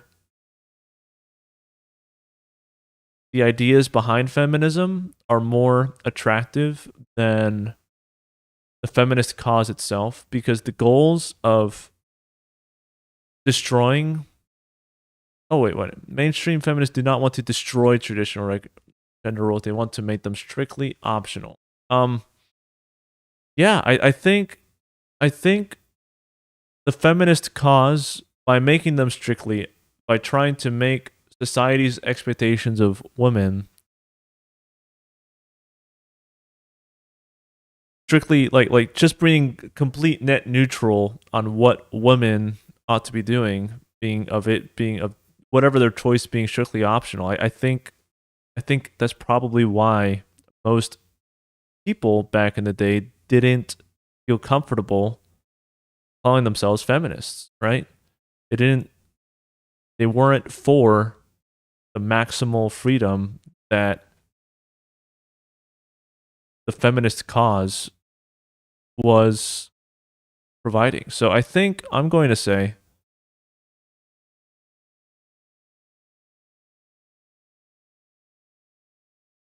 my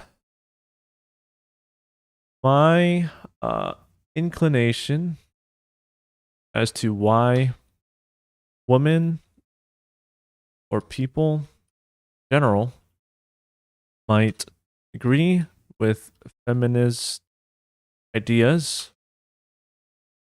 yet not call themselves feminists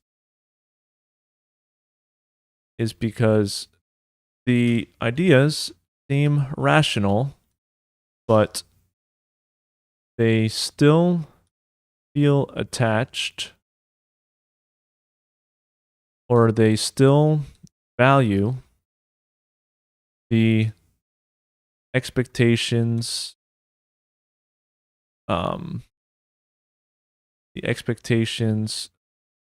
society brings to bear on traditional gender roles.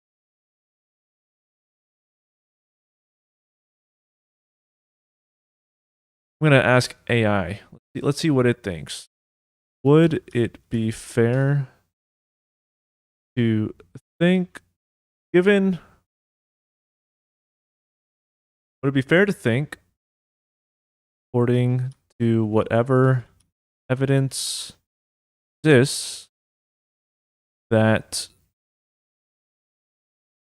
people may like feminist, may like the amortized feminist ideas, yet not wish to be considered feminists because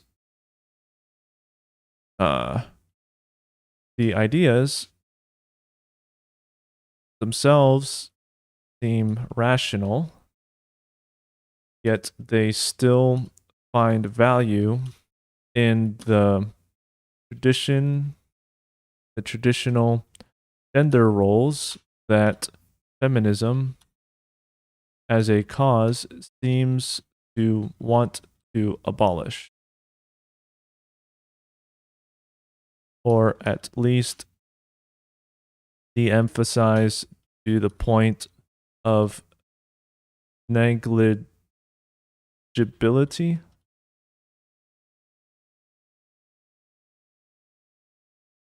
Yes. Okay. Okay, yes. So AI is effectively agreeing with me, right? So, yes, this is an entirely accurate interpretation that aligns with decades of sociological research, public opinion polling, and cultural analysis. The phenomenon you are describing is often referred to by sociologists as the feminist paradox, or the I'm not a feminist but phenomenon. Data consistently proves that millions of Americans, particularly women, enthusiastically embrace the amortized, pragmatic, everyday, legal, and economic victories of feminism while simultaneously rejecting the label because they feel the broader movement devalues or actively seeks to eliminate traditional lifestyles they find deeply meaningful. The evidence supporting this perspective breaks down into several key areas. The separation of policy versus lifestyle, the perceived war on the home, the package deal problem. Identifying as a feminist is often viewed by the public not just as supporting equal pay, but as buying into a monolithic political package deal. Men and the pressure of deconstruction. This dynamic applies heavily to men as well. While roughly 40% of American men say the term feminist describes them well, the majority do not. Yeah. So yeah, your observation hits on the core tension of modern gender politics. Mainstream society treats feminism like an updated software patch for equal rights, but fears that the developers of the software actually want to delete the entire underlying operating system, traditional human relationships, families, and gender dynamics entirely. Because of that fear, people happily use the features of the patch while strictly distancing themselves from the developers. Yeah, so I think this is borne out by AI at least. So I think, yeah. So I think, so what was he saying, that women or feminists want to actively deconstruct society? I mean, in this instance, I think he's correct. I mean, it's alarming, but seems to be true, right? Feminism does seek to destroy societal expectations on men and women, right? They want maximal flexibility for either party to pursue whatever self-interest guides them, right? And most people, most Americans, I think, perhaps not of the younger generation, but most Americans now don't value that. They value the traditional family roles. They value the nuclear family, traditional roles. Well, not traditional roles, but at least like they value. I think it said it good here. Yeah. Or actively seeks to eliminate traditional lifestyles they find deeply.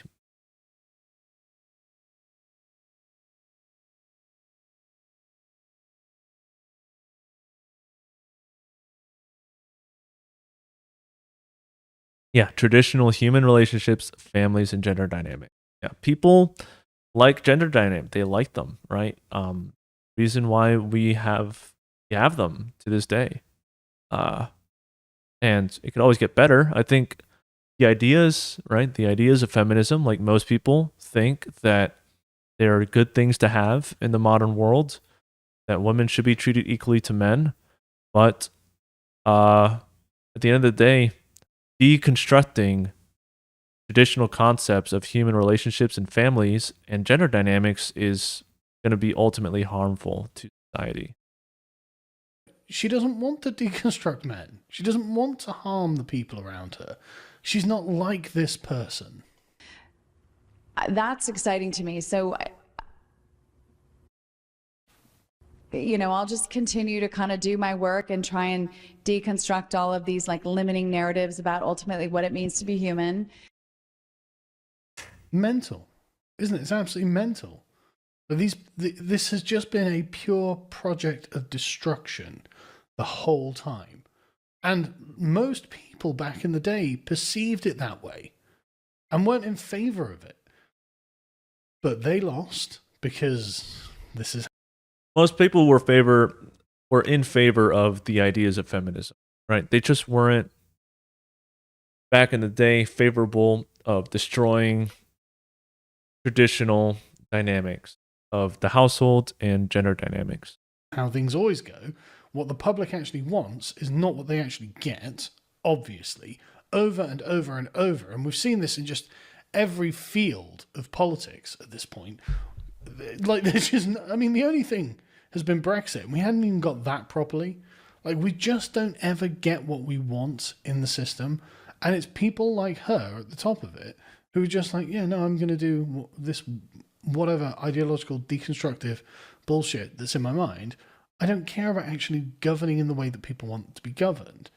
And this is where we are now, where gender relations are all-time low, men can't get dates, women are just ruined. Like, it's just terrible. And basically, I'm completely against all of it at this point. Like, I'm totally for, like, ultra-traditional relationships. And so yeah, here we go. He's earlier on, you know, back when we were talking about the polls of the ideas of feminism back in the 70s, he was right on board, right? But he's also supporting ultra traditional gender roles, right? Ultra traditional dynamics, right? That should be the societal expectation, not this ultra freedom preserving ideal the feminist cause has. Every ultra-traditional relationship I see is very, very happy. Like, the man and the woman are very happy in this relationship. And I know a bunch of people, I'm not just talking about myself, although me and my wife are very happy with the way things are.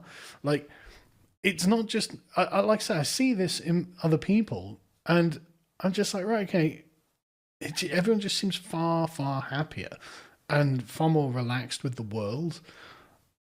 And then you've got, hey, why don't we just destroy it all? It's like, no thanks. Anyway, come and join us at the live event 11th of April. It's going to be great fun, and I'll see you there. If you hold Yeah, yourself back so when you meet I thought that people, was a you good become video. almost an Check out expressive, Akkad quiet, Daily. boring I person think that he you don't he wanna has good be. content. Yeah, I think try to integrate all this. Um, I don't think I think he drastically overestimates um how the percentage of women and even feminist women or feminists in general that are malcontents trying to completely deconstruct society in like a pernicious sense. I think that's a very, very small minority, like less than 0.1%. But I think there's a reason. I think what he's driving home at though is that there is a underbelly or a driving impetus underneath feminism as a cause, as a movement that aims to destroy or deconstruct or to simply de-emphasize or to do away with the uh, the societal expectations that have been brought down to us from tradition, right? From effectively this of traditionally the focus was about what responsibilities and duties you had to the other parties in the family as opposed to one's interest. And he's concerned about women, trying to deconstruct what manhood means in order to essentially preserve their own ego. This is a deeply selfish thing that I think the mother of that boy we saw was doing. Uh, so in general, I think Akkad makes good points. I just think that he overemphasizes how, let's say, how how evil he thinks the feminist movement is. I mean, it's like he himself said that the ideas behind it, the equality of women are to men, generally speaking, treating each side with respect is completely normal. It should be a part of society, right? I think nobody is arguing that, but the but trying to deconstruct or to destroy what the traditional gender dynamics is effectively spells the end of the nuclear family. And that tends to be what feminism, especially nowadays, is inclined to drive at. So I think there is truth in what he was saying there. Um, but I really find the whole malcontent activist, like that whole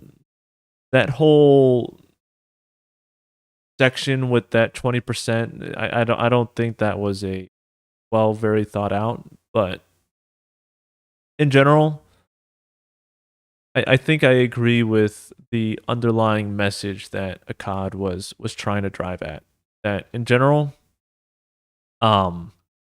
the priority should be given to the stability of the nuclear family as opposed to maximal fluidity in gender roles. I think the reason why people may agree with feminist ideas and yet not agree with feminism as a cause is because they still feel attached to or they still value the expectations society brings to bear on traditional gender roles. And I also think that um, this right here is a primary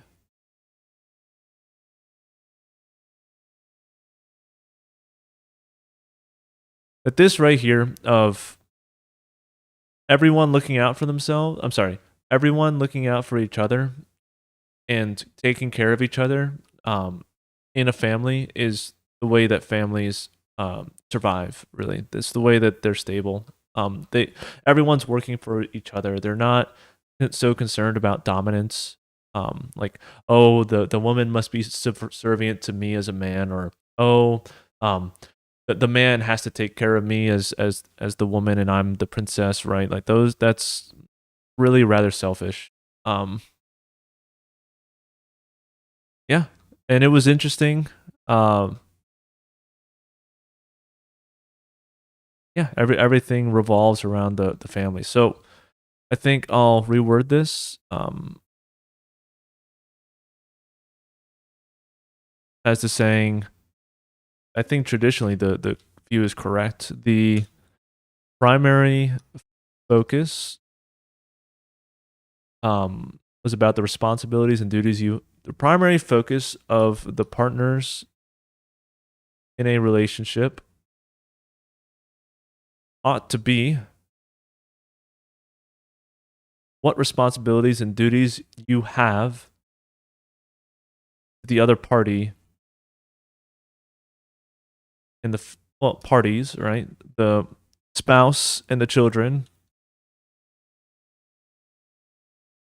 the family, as opposed to one's own interest. Yeah. Essentially, the family as a unit is above any individual.